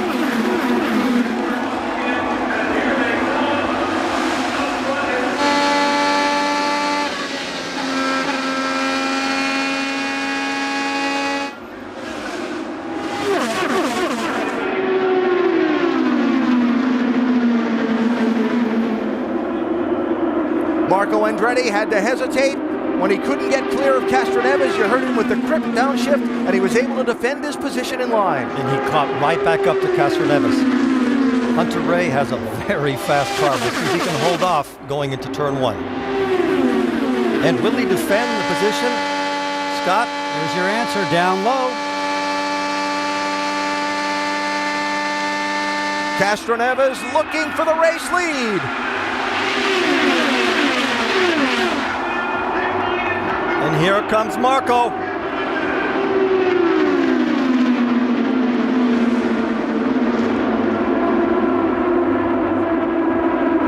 Two teammates in 2nd and 3rd place. Hunter-Reay challenged by Marco Andretti to turn 3. Oh, that's close. That's exactly what Castroneves That's what he wants. Castroneves needs the two of them to fight relentlessly to give him just enough room. Now we have 4 laps to go. The defensive line down the front stretch, but Hunter-Reay looks to the outside.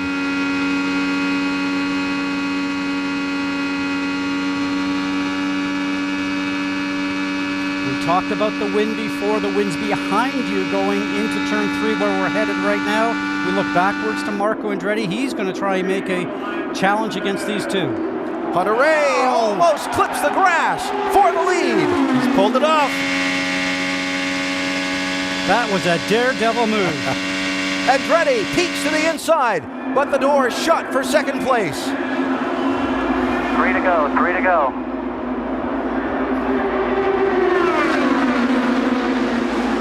Castroneves sets up high to get a run for Hunter-Reay in the back straight. And if these drivers tangle, Munoz is 4th, Montoya is 5th, Kurt Busch is 6th. Hunter-Reay going all the way down to the bottom to try to break the toe.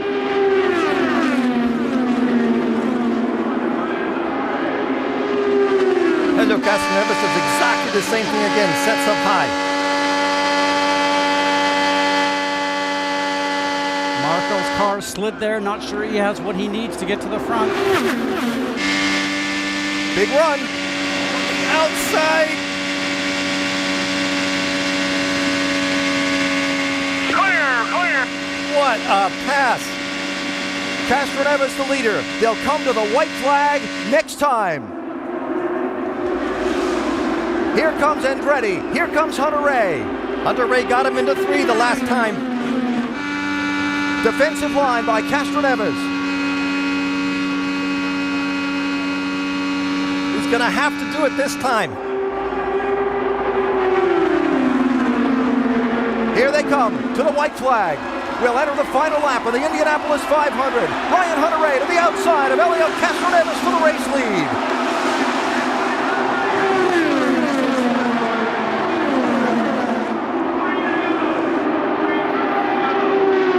That kind of drafting warm up the photo finish cameras.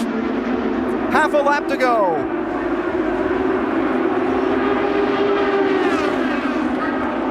Ryan Hunter-Reay leads. Helio Castroneves is second. Can Castroneves close on him? He's a couple of car lengths back. One last corner to go.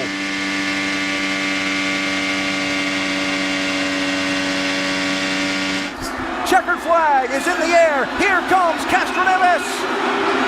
He won't get there. Florida's Ryan Hunter-Reay wins the Indianapolis 500. Captain America pulled it off. Awesome, man, awesome.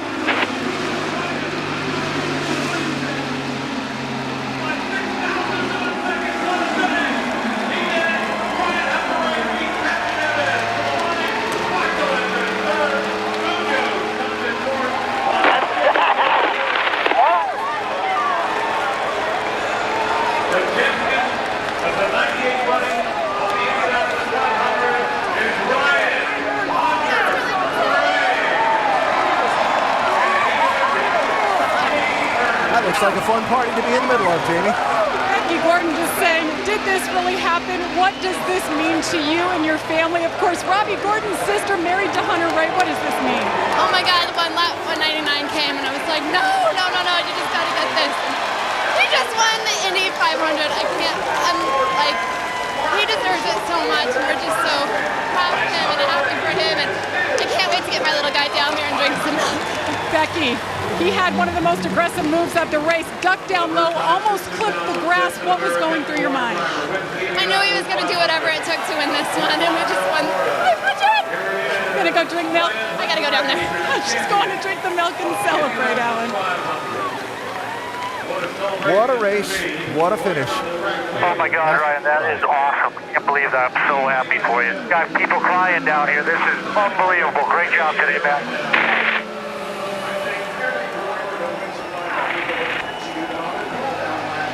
He started last year's restart first and got shuffled back to 3rd.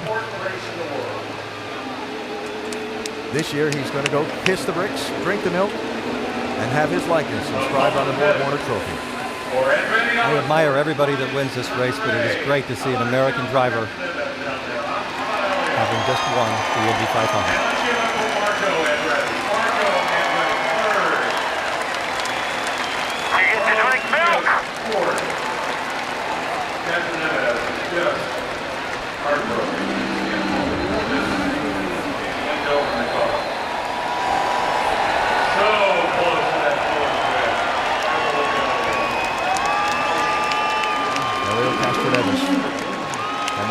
past and emotions. To borrow the old Wide World of Sports line, the thrill of victory and the agony of defeat, the human drama. They both drove their heart out. Elliott said the other day they almost want to win this more for Rick Mears because he's been his mentor over all these years. As we know, Rick Mears has won this 4 times. He said they thought it would mean just as much for Rick to win his 4th as it would for himself. Did not happen today.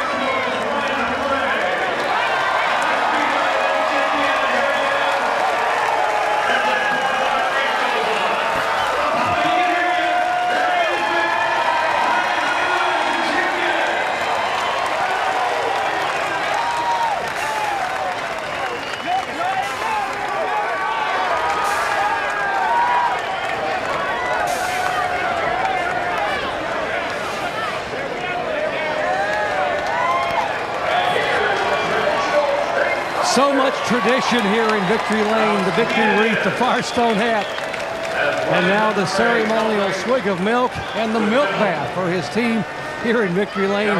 Here is the 500 Festival Princess to give him the congratulatory kiss. You did it, my friend. You are an Indy 500 champion. Congratulations. What's this like? It's a dream come true, man. I can't even believe it. I don't even know. It hasn't even sunk in yet, but this is just the most fantastic team. I mean, the support they've given me. To give me this race car 2 years in a row to have a shot at winning the greatest race in the world. A dream has come true today, and I'm a proud American boy, that's for sure. Take us through those final laps. The people here on their feet screaming. Got to believe the millions at home watching were screaming. Tell us about holding off and passing and repassing Elio Castroneves. There was no practice for it. We never really ran those lines at all the whole month, and that was all new. Everything everybody was doing at the end was all new, and I didn't know if we had what it took, but I did my absolute best, and I've got the best team behind me. Nobody can stand on their own without a good team behind them, and these guys did it. And this is number 28 DHL Honda's in Victory Lane in Indy 500, and I don't even know what to think. Becky said last night that you were very confident that this might be your day, in spite of starting back at 19th. What made you think, as he reached over, there's his young son riding, what made you think, even last night, that this was going to be your day? I knew we had a good race car. We didn't qualify well. We started 19th, but we ran to the front, and I was just biding my time, making the right adjustments on the stops. I'm so excited right now, I can't even think. And this is just a dream come true. We did everything right today, and that's what it takes to win this race. I've watched this race since I was in diapers, sitting on the floor in front of the TV. My son did it today. He watched me here. I'm thrilled. This is American history, this race. This is American tradition. Our auto industry is based on it, and this is as big as a championship for me. When you look back years from now on what you've accomplished today, they say this is a race that will change your life forever. What do you think you will cherish most about winning the Indianapolis 500? Just being here, having my family here with me, doing it with this bunch. This is my 5th year in Andretti Autosport, doing it with these guys. I have such a great support team here. They really are behind me every step of the way. And It was a fantastic fight to the finish. You know what? It went green the whole way, and I love that because I wouldn't have wanted to win under yellow. I'll win it any way I can, don't get me wrong, but winning it under green like that, just a fantastic finish with Elio. We all raced each other clean, but really hard. I think that was some fantastic racing. I hope the fans loved it because I was on the edge of my seat, that's for sure.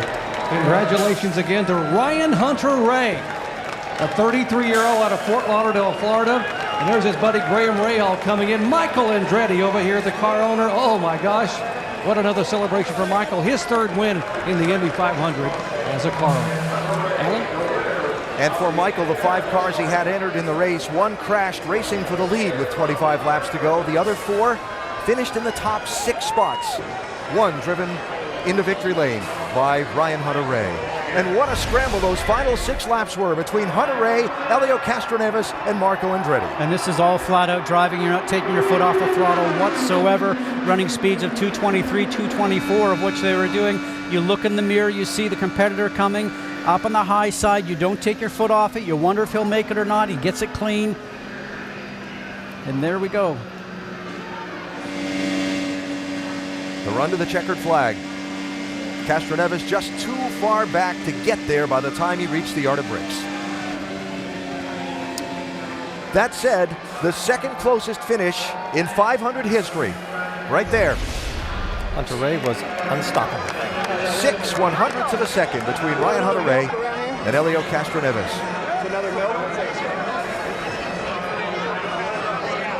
Well, one half of the duo that raced to the checkers has been heard from. Let's check with Rick on the other.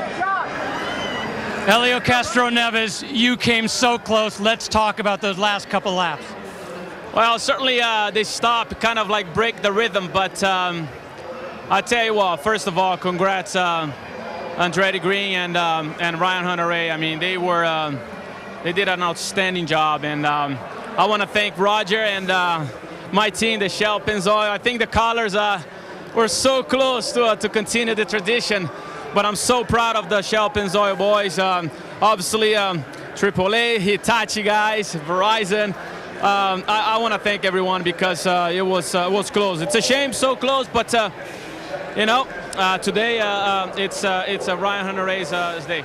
Let's talk about that moment when you came into the pits after the race was over, and you just had to sit and think about it. What was going through your mind? Well. Obviously, you know, the blood is still flowing. You want to make sure that when you say something, you say the right things. And right now, certainly, it doesn't take it away the performance that we had. It's a shame. I want to give this to Roger so bad. I was pushing extremely loud. It was a great fight. I tell you what, guys, it was a great TV. I was having a great time. You know, it's unfortunately second is it's good when second sucks, if you know what I mean. Elio Castroneves smiling, but he is truly hurting inside. Finishing second today, Castroneves did to Ryan Hunter-Reay, who together with his wife Becky formed a charity Racing for Cancer to help kids who are suffering. Right now he's in victory lane at Indianapolis helping his son do a little taste of milk.